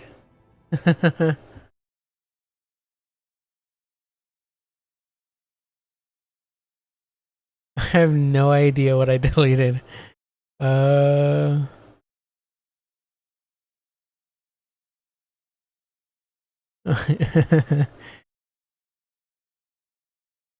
Okay, yeah, let me know. Can you rewind on YouTube? I thought you couldn't, or is that... I don't know what I'm thinking of.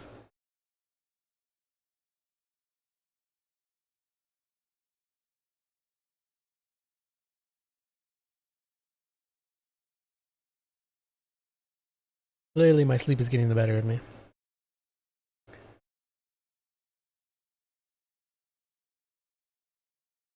Oh, okay. Okay. That's fine then.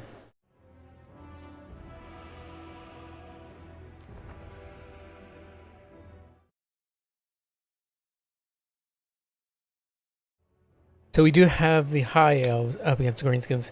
I knew the HO was High Elves. Why are you guys saying HL? What is going on here? That's the first time I've ever seen that used as their acronym for their faction. Stop it. Right now. No. Bad. I'm gonna spray you both with water.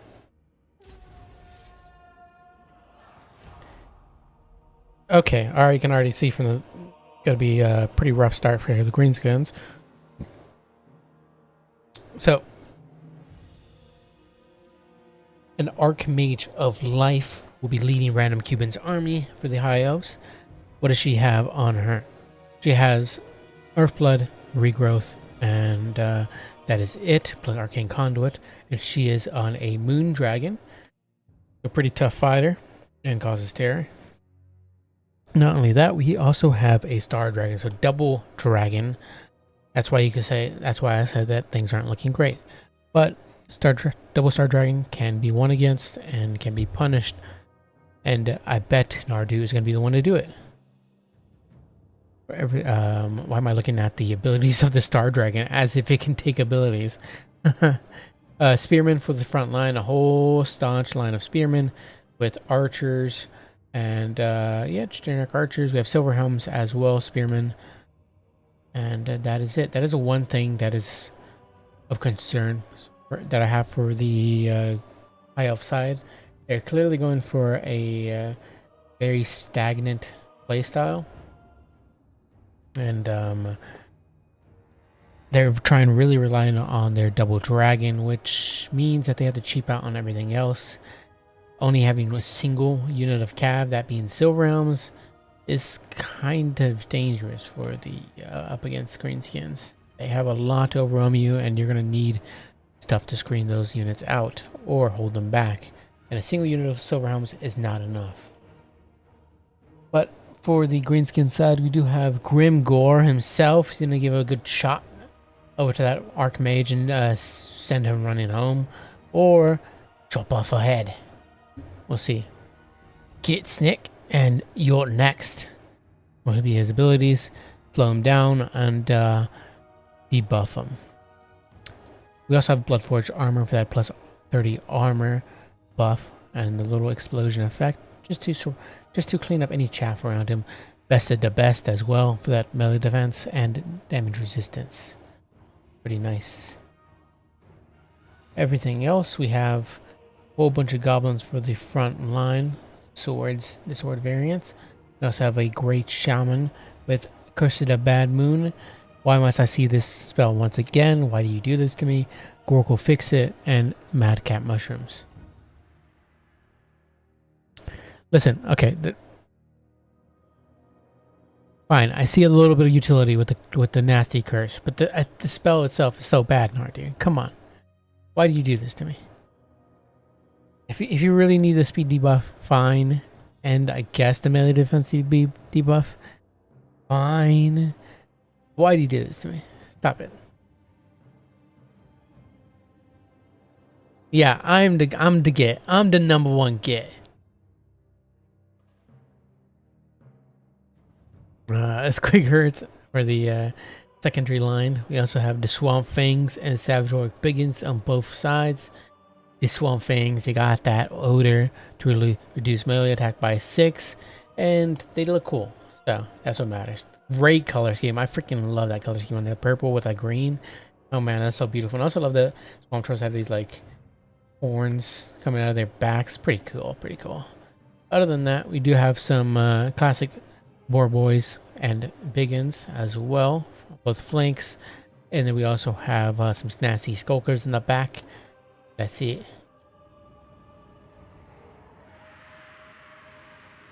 Cast your Bad Moon. Cast it, and I'm just telling you, Bad Moon, bad. Bad Moon, no, no, no.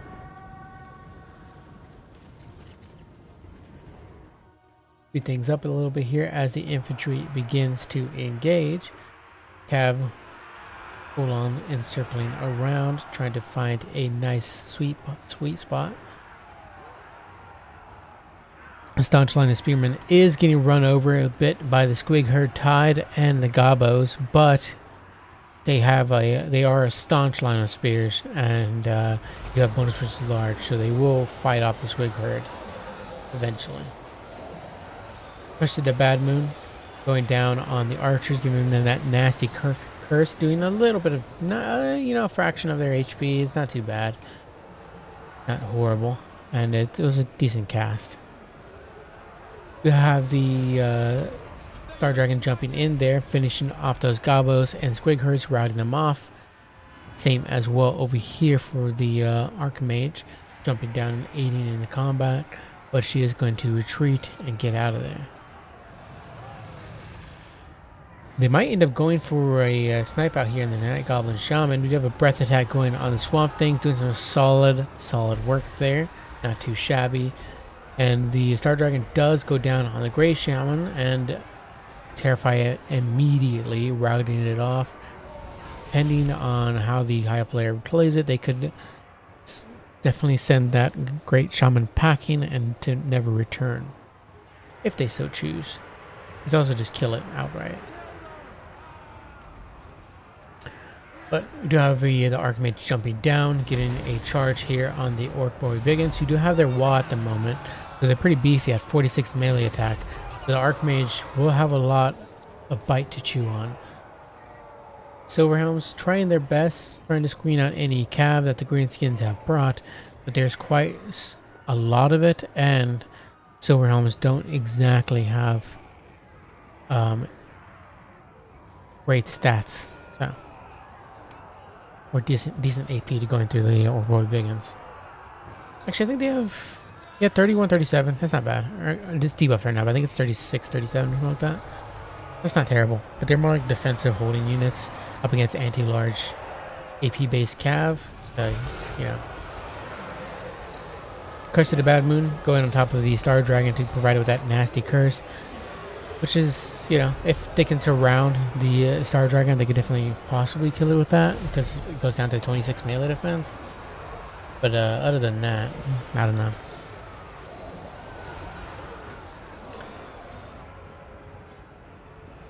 Star Dragon give it another breath attack, or is he going to try to finish off the Grey Shaman? I think it's going to try to finish off the Grey Shaman, which isn't a terrible idea. Where's Grimgor at the moment? Grimgor's attempting to chase after the Archmage, and will he make purchase with this one shot? Yes, he does. That's a really nice shot there. But did it actually hit? I don't think it did. Yeah, it did. They're doing a little bit of damage, not too. I, for one, think Grimgor should have 1,000 weapon damage. Thank you very much. Weapon strength. Another breath attack. Oh, dude. Breath attack comes in here on the Orc Boar Boys. Actually, no. I mean, on the Savage Orc Biggins, but actually does more damage to their own spearmen than anything else. Once again, the Star Dragon jumps down to aid, and it's going to probably end up terror routing these Orc Boar Boy Biggins, and they do, so letting the Silver Guard hold on to the point here without any contest, slowly racking up those points for the High Elves.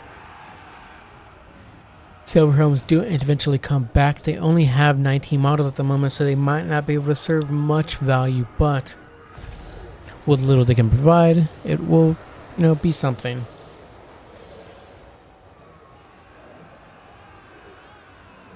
You sneaky gets. You sneaky gets? What are you talking about? You mean the ones back here? I forgot what they're called.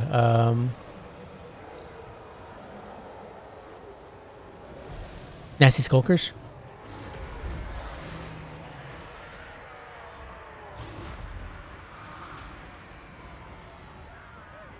What do you mean? These aren't sneak. No. No, those are trademarked by Chaos Dwarves. These are Nasty Skulkers. Breath attack coming in there. And doing decent damage from onto the Orc Boy Boys. Grimgor is continuing to chase down the Archmage. And getting a nice big chop in there. But he just is not doing that much damage there. We do have Gitsnick popped, but yeah. A little too late. She ran away now.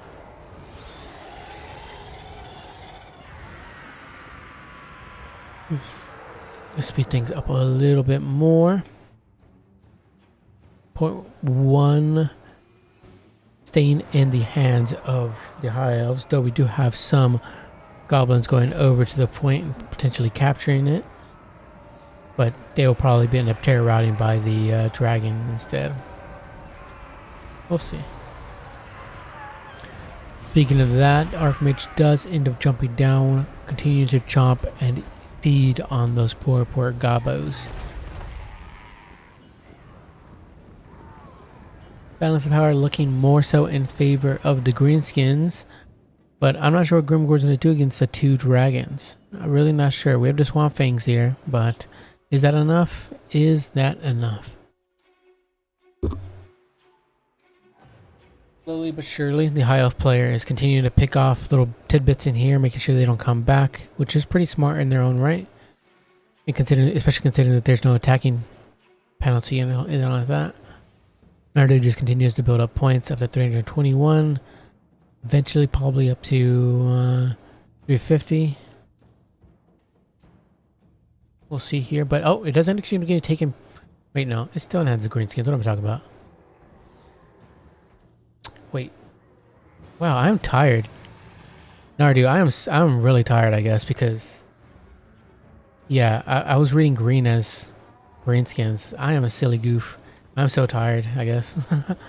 No, yeah, the greenskins took the point back and are now racking up points themselves. High Elves have nothing else to.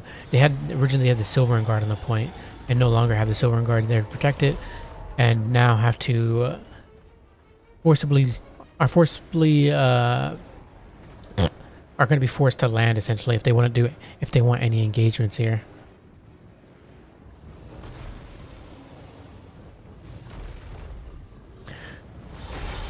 But yeah, they're constantly trying to constantly resetting their charge, jumping in there, attacking, flying back up, charging, attacking.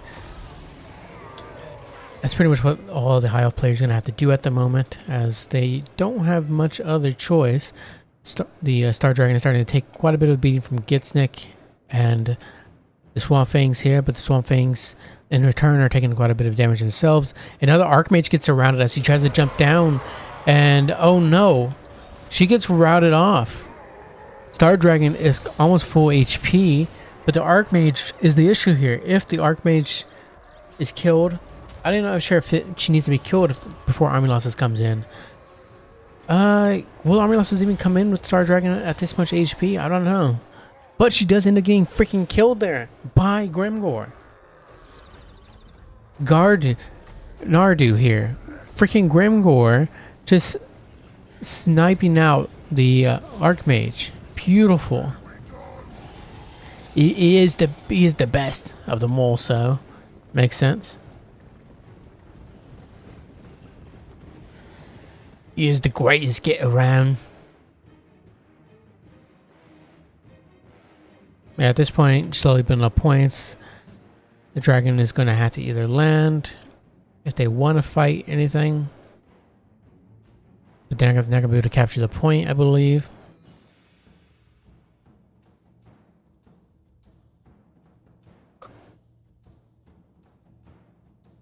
We're healing for the dragon, but now Grimgor is being... And yeah, the high elf player does... I don't know if it's army losses or if they bounced out. But Grimgor does take the win here for the skull smashes.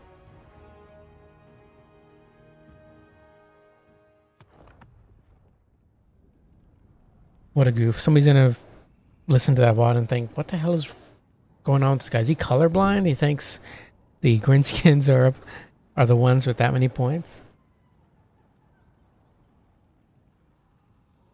I like Grimgor. He's solid. He's very durable. He can last to the end game, and he's just a continuous raid boss.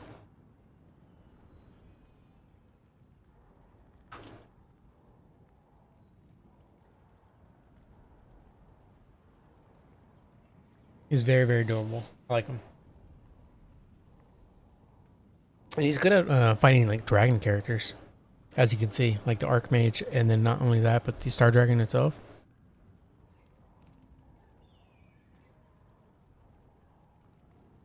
Yeah, if it wasn't for Get Back Here, actually, that's the wrong one. What is it? Your Next? I think it's Your Next is the name of his ability. If it wasn't for that, I would say would be in a much worse spot. But yeah, that ability is great. Being able to slow them down and then lock them down.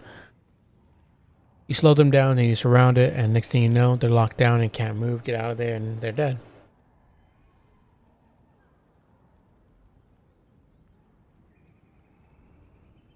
Yeah, same. He's a Footlord as well. And high elves like to bring... They don't always bring Archmages on Dragons. A lot of the times, like if you go up against Black Knight from NC, he brings a lot of Footcasters. He brings a lot of Footcasters all the time for the high elves. So if you use that on like a Footcaster or even a Footlord, if you do find one like Vlad or something, pop into your next on them, and bam, they'll be dead within a span of a minute. Say a minute because it does take quite a while to build up that damage, as Gitsnick is powerful but not that powerful.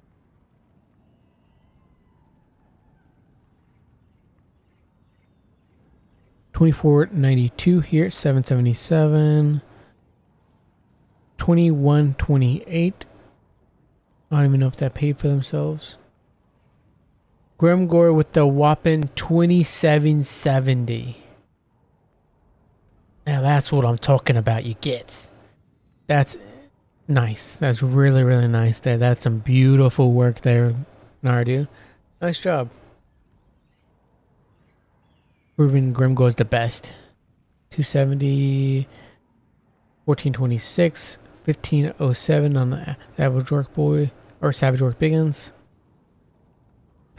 Everything else 736, 722, 1036, 1284 in the Swamp Fangs. Not bad, not too shabby. 281, 281. All right.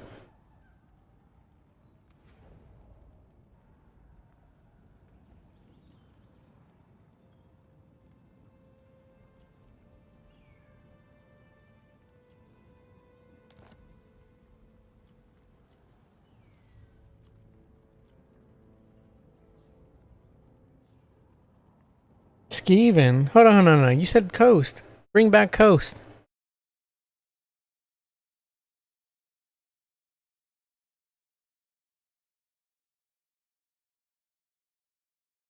You can't do that to me. You can't tell me you're a fantastic Coast player and then show me Skaven. We see enough Skaven as it is. Don't do this to me.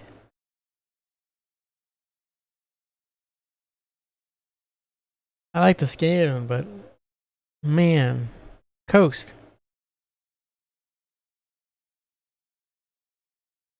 No, you told me. You definitely private messaged me recently saying that you were gonna play either Coast or Lizardman in the next new player tournament.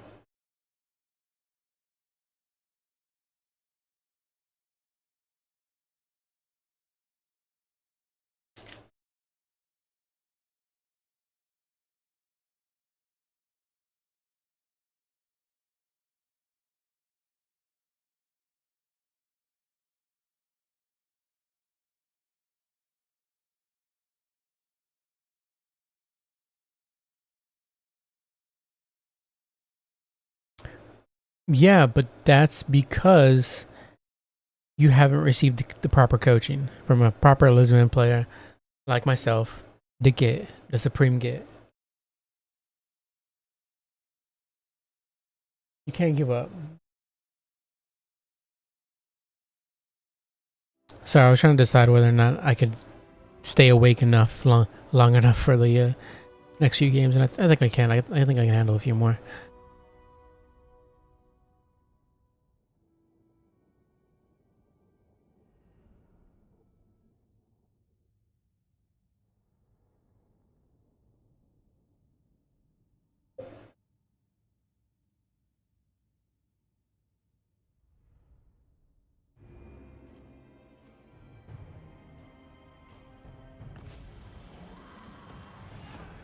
Just like you got, I think it was Slaanesh coach, some advice from a Slaanesh player. You just need some good old Lizardman plays from me. That's all. Even though I'm definitely, totally not in the bottom tier of Lizardman players out there. For sure not. Vampire Fleet Admiral.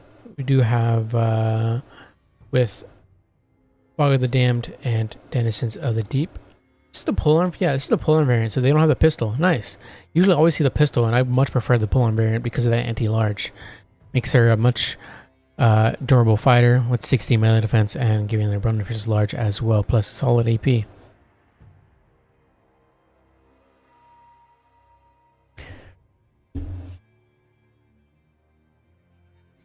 When am I going to teach you? Good question, good question, good question. We need to play some games. We need to play some freaking games and get you up there in the top 10 Lizardman players.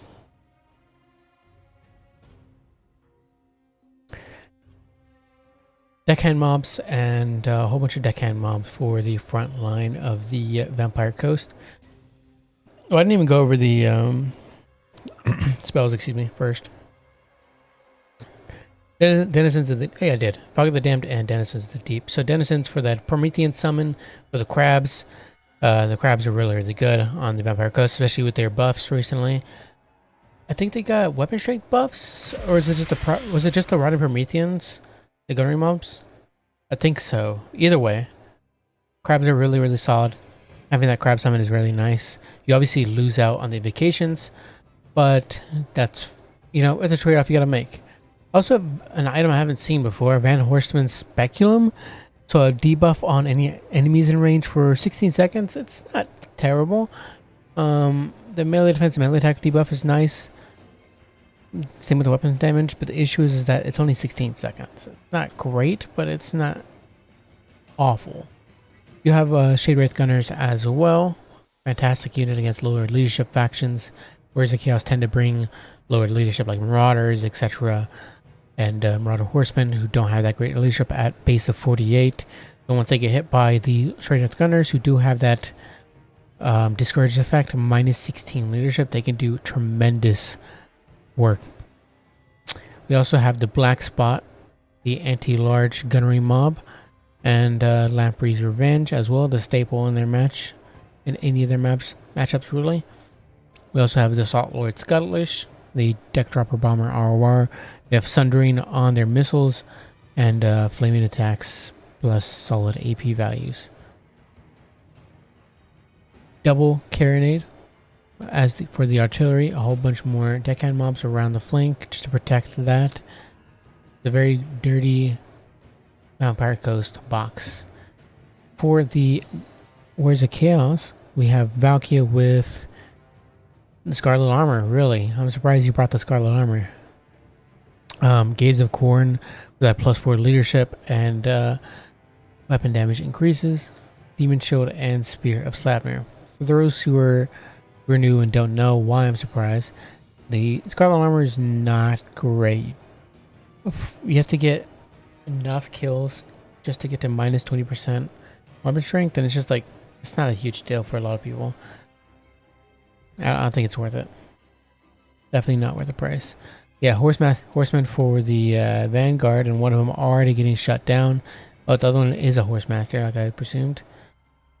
And for the rest of the army, Marauders, Chaos Warriors of Zenith with halberds, freaking Chosen of Nurgle with great weapons. Hell yeah! Look at those big old freaking battle axes. Hell yeah, that is beautiful. That is beautiful. As for everything else, a single unit Forsaken, which is certainly interesting. They will tear through low armor chaff. The issue is that they only have 20 melee defense themselves, so they'll take quite a bit of damage as well. Not sure if they care about that, but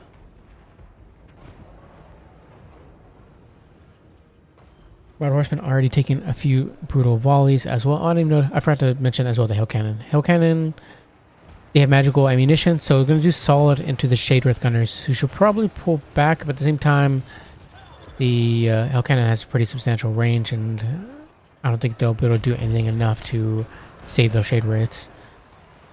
Carronades get hit by the Spear of Slapnir and does some okay work. Burning Head as well, ripping through those deckhand mobs.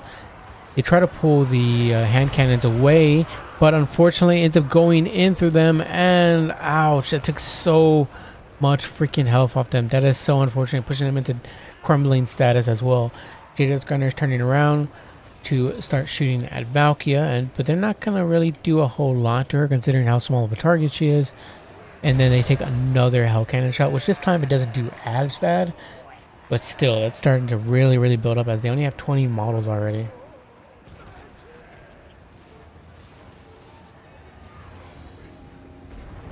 Black Spot getting some nice shots into the Chosen of Nurgle, who don't have any missile resistance of any sort.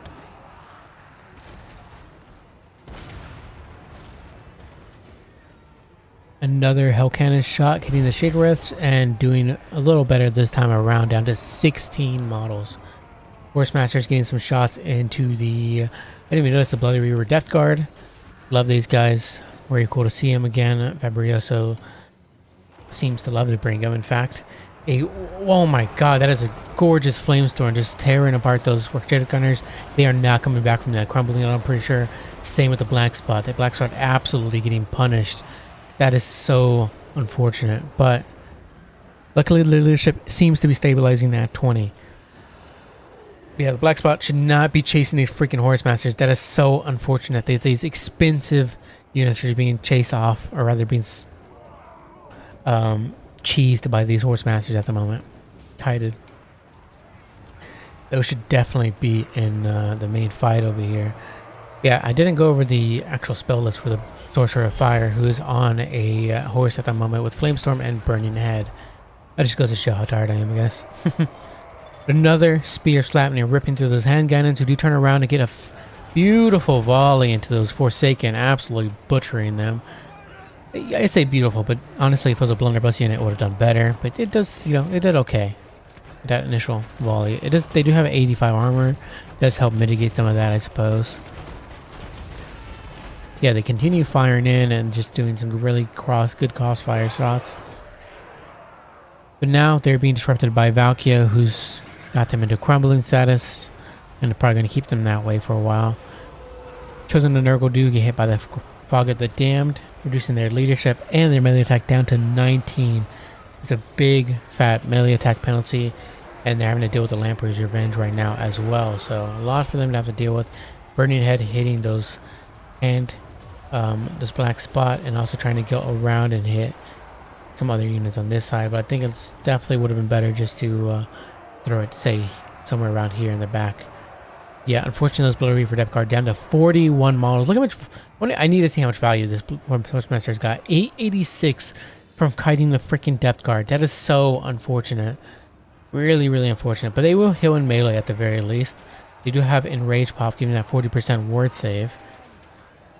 And yeah, they should probably get into melee sometime soon. Probably go around and surround these Horsemasters now that they're caught in melee, so they can start healing up. But they do end up pulling back. So yeah, I'd keep the Bloody Reaver depth guard in melee somewhere, so they aren't so prone to missile attacks. The Fleet Admiral is fighting Valkia. She can hold her own with 60 melee defense, but Valkia is a much better fighter, and she's not large. That bonus versus large is not going to help out at all. And now she's completely surrounded by the Sorcerer and by Valkia, which is not looking great. We do see a Fog of the Dam plus Van Hornstom's Spectulum on Valkia, bringing her down to 16 melee attack and 31 melee defense, while the Sorcerer himself down to 0 melee attack, and that's a pretty big debuffs. If Valkia can catch out if the Vampire Lord Fleet Admiral can catch out the Zombie Pirate, the Sorcerer, that could be a nice catch, but I don't think he will, and he does end up slipping out. But the Bloody Reaver do come over to help out with Valkia. Let's speed things up a little bit here. Fog of the Damned still up and about. Lamprey's Revenge now getting unfortunately kited by the Horsemen and Horsemasters. Another Flame Storm here. A beautiful Flame Spear. Oh my. Oh, that is so dirty. Oh, those poor Bloody Reaver depth guard. That is such a shame. Now putting them into crumbling status as well. Oh, that is so. And then it's going to hit the deckhand mobs too? No. Oh, these flame stars are horrible for the Vampire Coast. Oh, the 2,072 value with the burning heads and that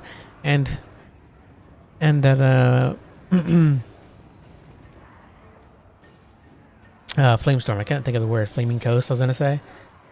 Welcome back, Elvia. I think you were gonna come back. But it was a good night for you.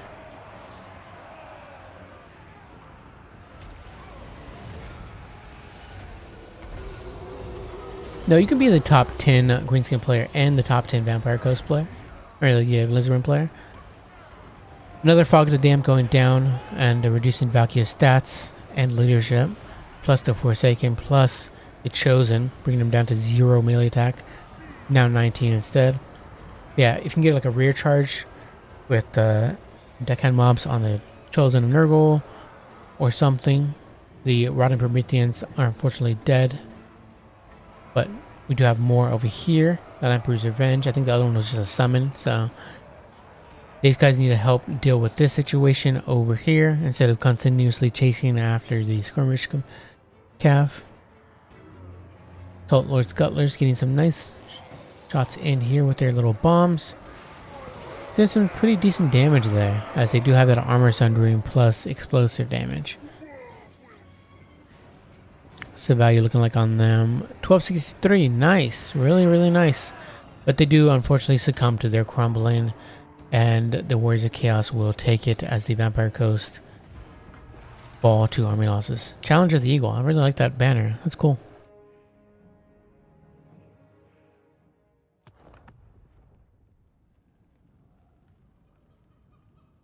Values wise though, let's see, 958 here on the Vampire Fleet Admiral. Everything else, 333. Oh, this is such an unfortunate misplay on the Vampire Coast side, letting the Reaver Depth Guard get chewed up like that by Skirmish Cav. They just took so much freaking damage and barely got any value in return. Hand cannons did meh. Definitely wish they were a lot better. 346 and 600 on the Black Spot, 1263 on the Saltlord Scuttlers, 1470 on the Lamprey's Revenge. Yeah, Saltlord Scuttlers did great there. They do have those bombers having armor sundering to help us out a lot against more heavily armored units like the Chaos Warriors and Chosen. So I really like it a lot. And 1470 here on the Lamprey's Revenge. As you can imagine, Lamprey's Revenge just solid as usual. Carronades, I can see some use for them. Honestly, I don't blame the person for picking them. Where's the Chaos side? 1666 on the on Valkia. Not too bad. Not too bad. I saw some nice spears of Slapnir, and she was just constantly fighting back and forth with random units along the battlefield. Obviously, the star of our show is the sorcerer with 2,084 value with those flame swords and burning heads. Those were absolutely insane. I cannot believe how good those did. I mean, I can believe, but geez, they did so incredibly good against the undead faction of the Vampire Coast. I think 703, 733, 401, 819, 1250, and 32. These Horsemasters also did pretty incredible, and it's probably the one that was screening out or kiting out the Death Guard. I didn't think of the words. But yeah, well played. Always look forward to seeing Fabrosi's progress with the Vampire Pirates.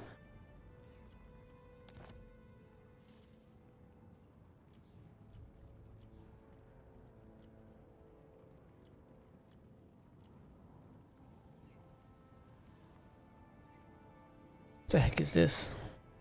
Oh.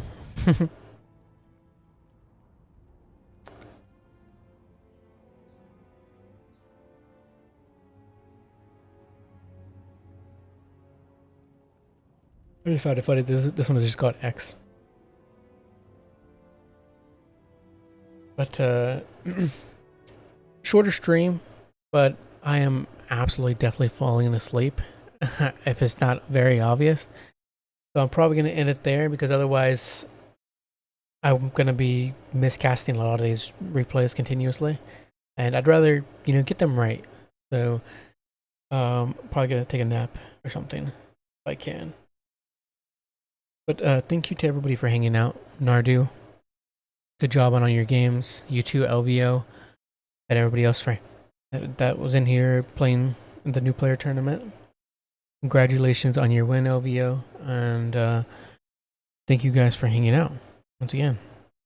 I hope you guys have a good rest of your weekend, and I hope to see you guys in the next new player tournament. I'll catch you guys next time. Bye-bye.